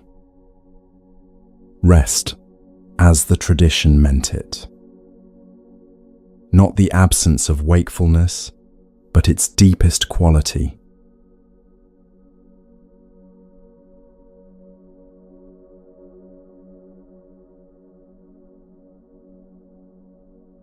You are already here. The practice has not taken you somewhere else. It has brought you more fully into the body you were already lying in, the night you were already inside, the breath that was already moving without your instruction. You do not need to arrive. You are already at the destination the practice was moving toward. This body, this breath, this moment of being awake in the dark, this is where all of it lands. The warmth of the blanket against the skin, the weight of the body pressing into the mattress, the slight movement of the air with each breath. All of this is the teaching made physical. All of this is what the practice was pointing toward. The teaching does not ask you to change what is present. It asks only that you let what is present be fully received, without condition, without defense. Notice that the body feels different from the body that began this practice. Not different in its weight or its temperature, different in what it is holding now and what it has been willing to release. The muscles have changed their relationship with gravity. The chest has opened even slightly in the breathing that is happening on its own. Something that was gripping has loosened its grip without being instructed to loosen it. Notice this without trying to deepen it. The noticing itself is the practice. This is not a preparation for something else. This is the thing itself, arriving exactly here.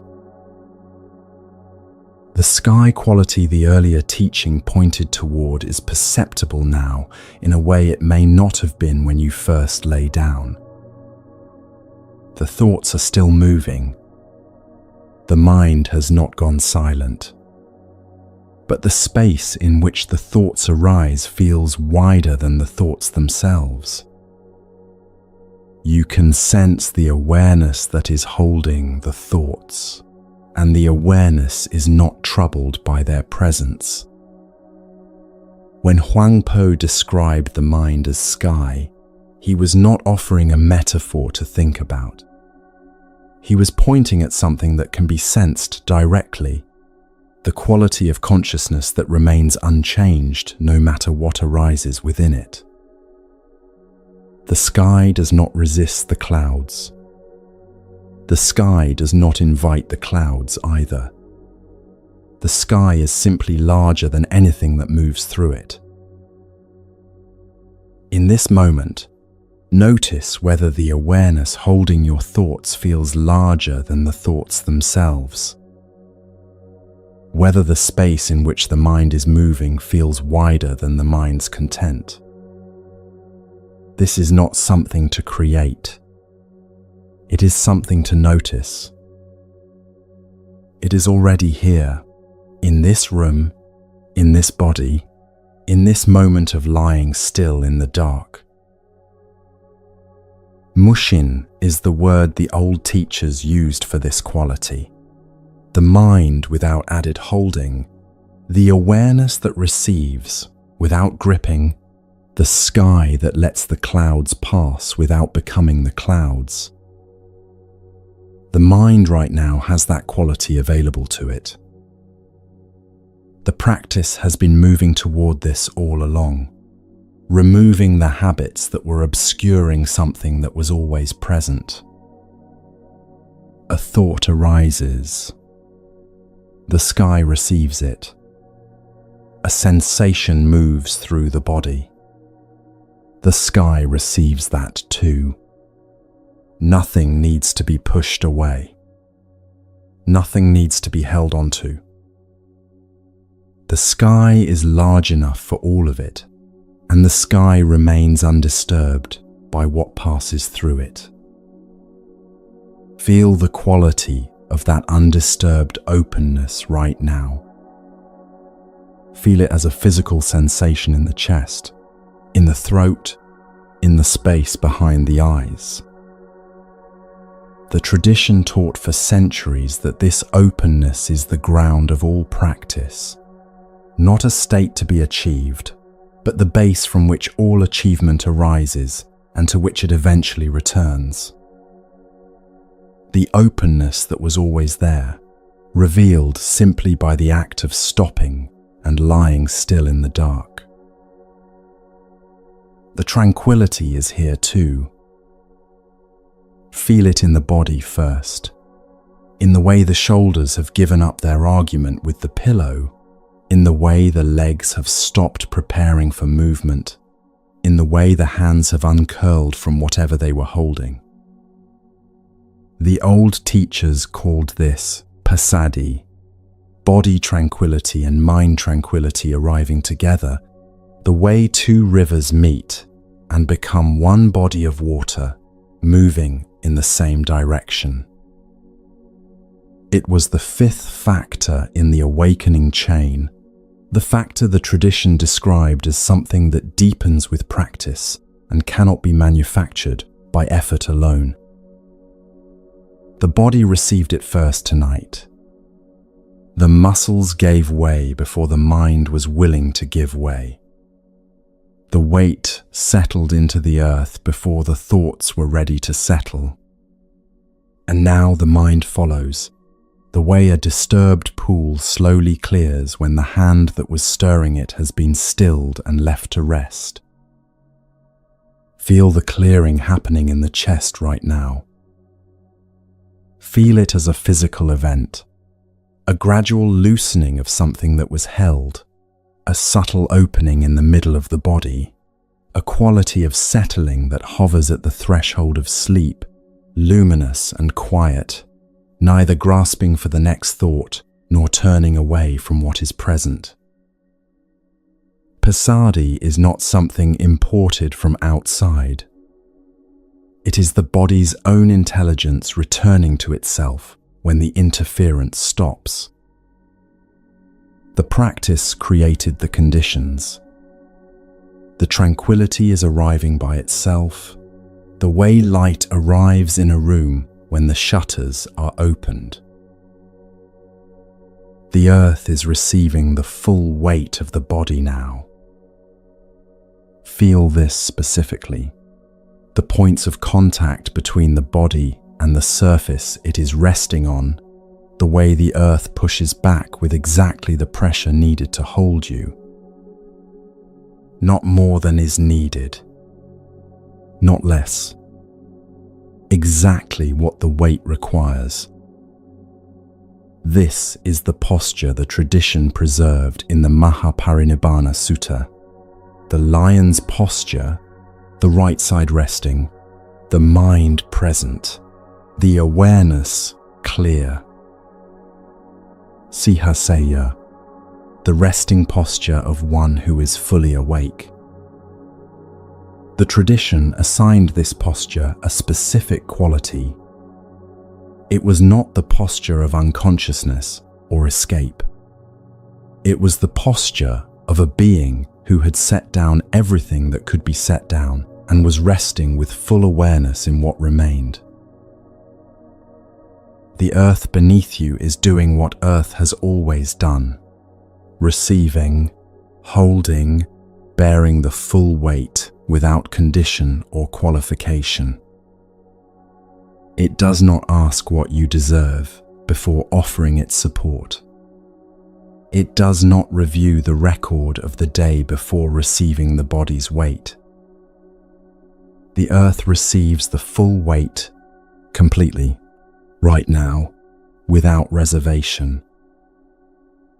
This is what the lion's posture recognizes: that the body belongs to the earth as much as it belongs to the mind, and that giving the weight to what can hold it is intelligence. It is the body returning to what has been holding it all along. Let the earth hold more of the weight now. Whatever the shoulders are still bracing, whatever the jaw is still holding closed, whatever the hands have curled themselves around in the hours since the day ended, whatever the chest has been protecting since you lay down, these do not need to be resolved before the body can rest. They do not need to be understood before the weight can be given to the earth. The earth does not need an explanation. It needs only the weight itself, offered without condition. And in this offering, something that has been working very hard can finally stop working. The body does not need to hold itself up anymore.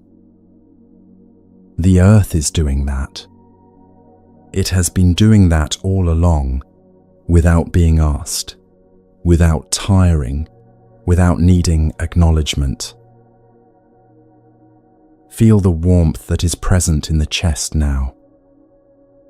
This is the quality of the metta that moved through the practice. The goodwill the heart generates toward itself when the conditions allow it to do so freely.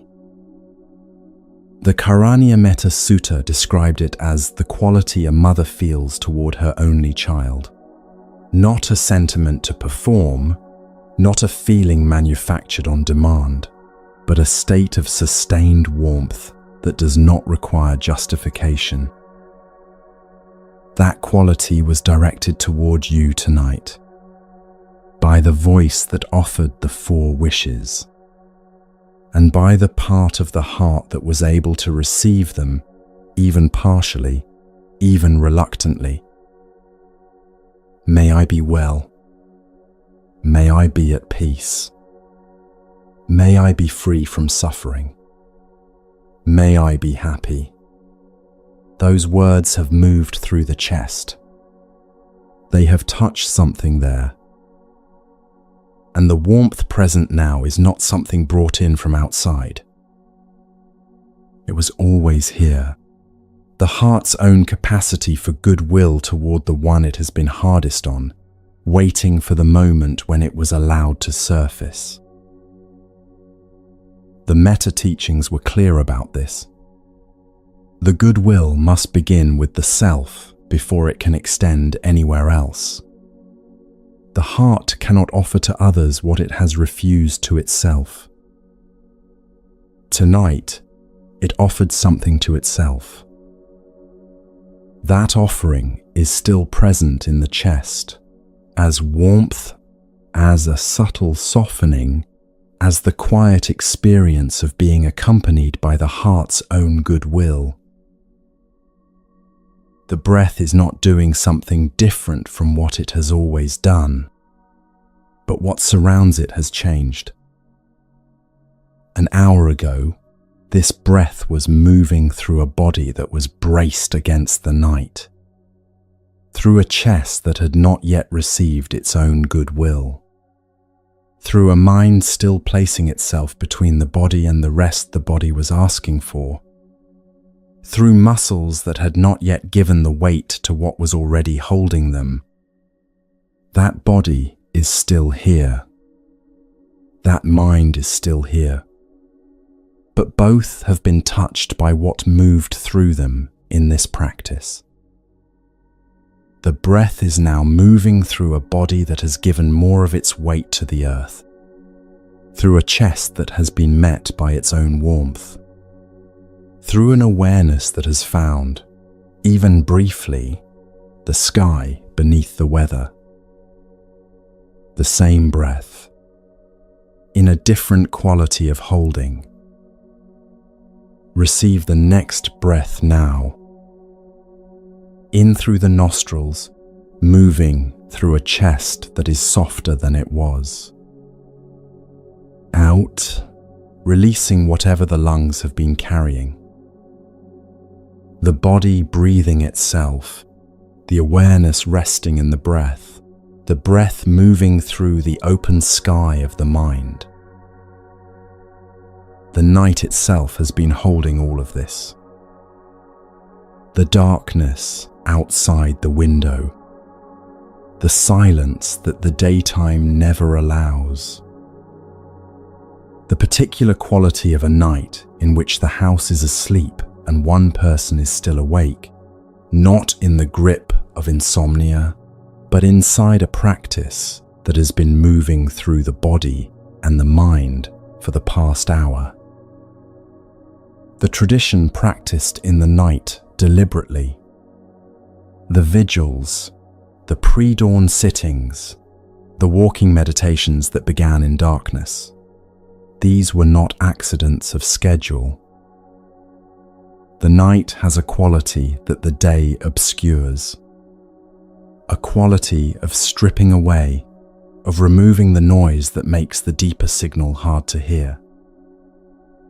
In the quiet of this night, that deeper signal has been audible. The sky quality in the awareness. The tranquility in the body. The earth receiving the weight. The warmth in the chest. The night has been the container for all of it, and the night asks nothing of you now except this. To remain inside it, held, still, breathing. All four of these qualities are present in the body right now. Not sequentially, not as a checklist completed, but the way warmth arrives in a room that has finally been allowed to hold heat. The sky quality in the awareness, receiving thought without being defined by it. The tranquility moving through the chest, the way clarity returns to a pool that has been allowed to still.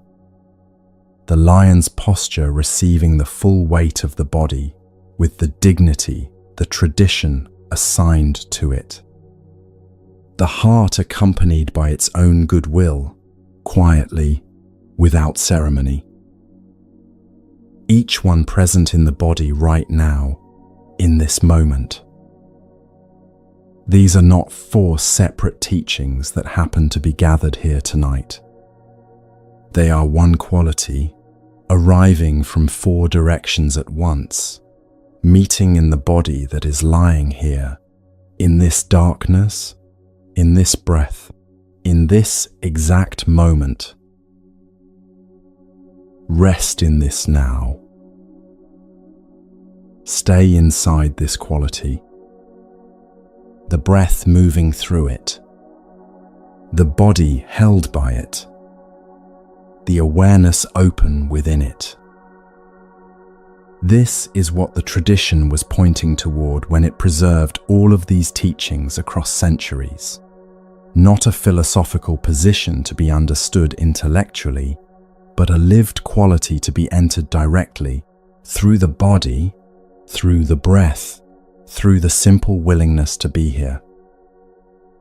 The state in which awareness is fully present and the body is fully released, in which the heart is open and the mind is not gripping its own contents, in which the night is not a problem to be solved, but the container in which this resting is occurring. You are inside that container now. The practice has brought you here.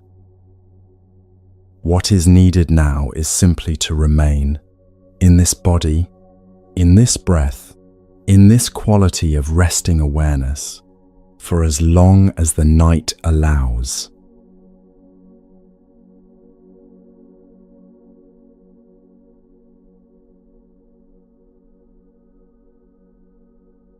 The night does not ask anything of you.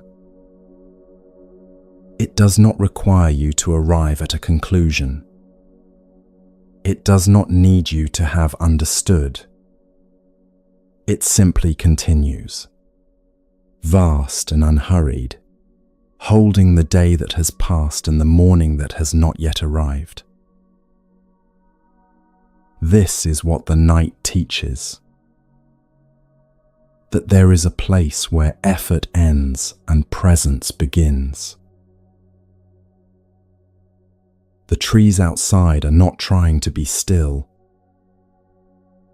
The breath inside your chest is not trying to be slow. They are simply what they are, in this moment, without apology. You are allowed to be what you are too.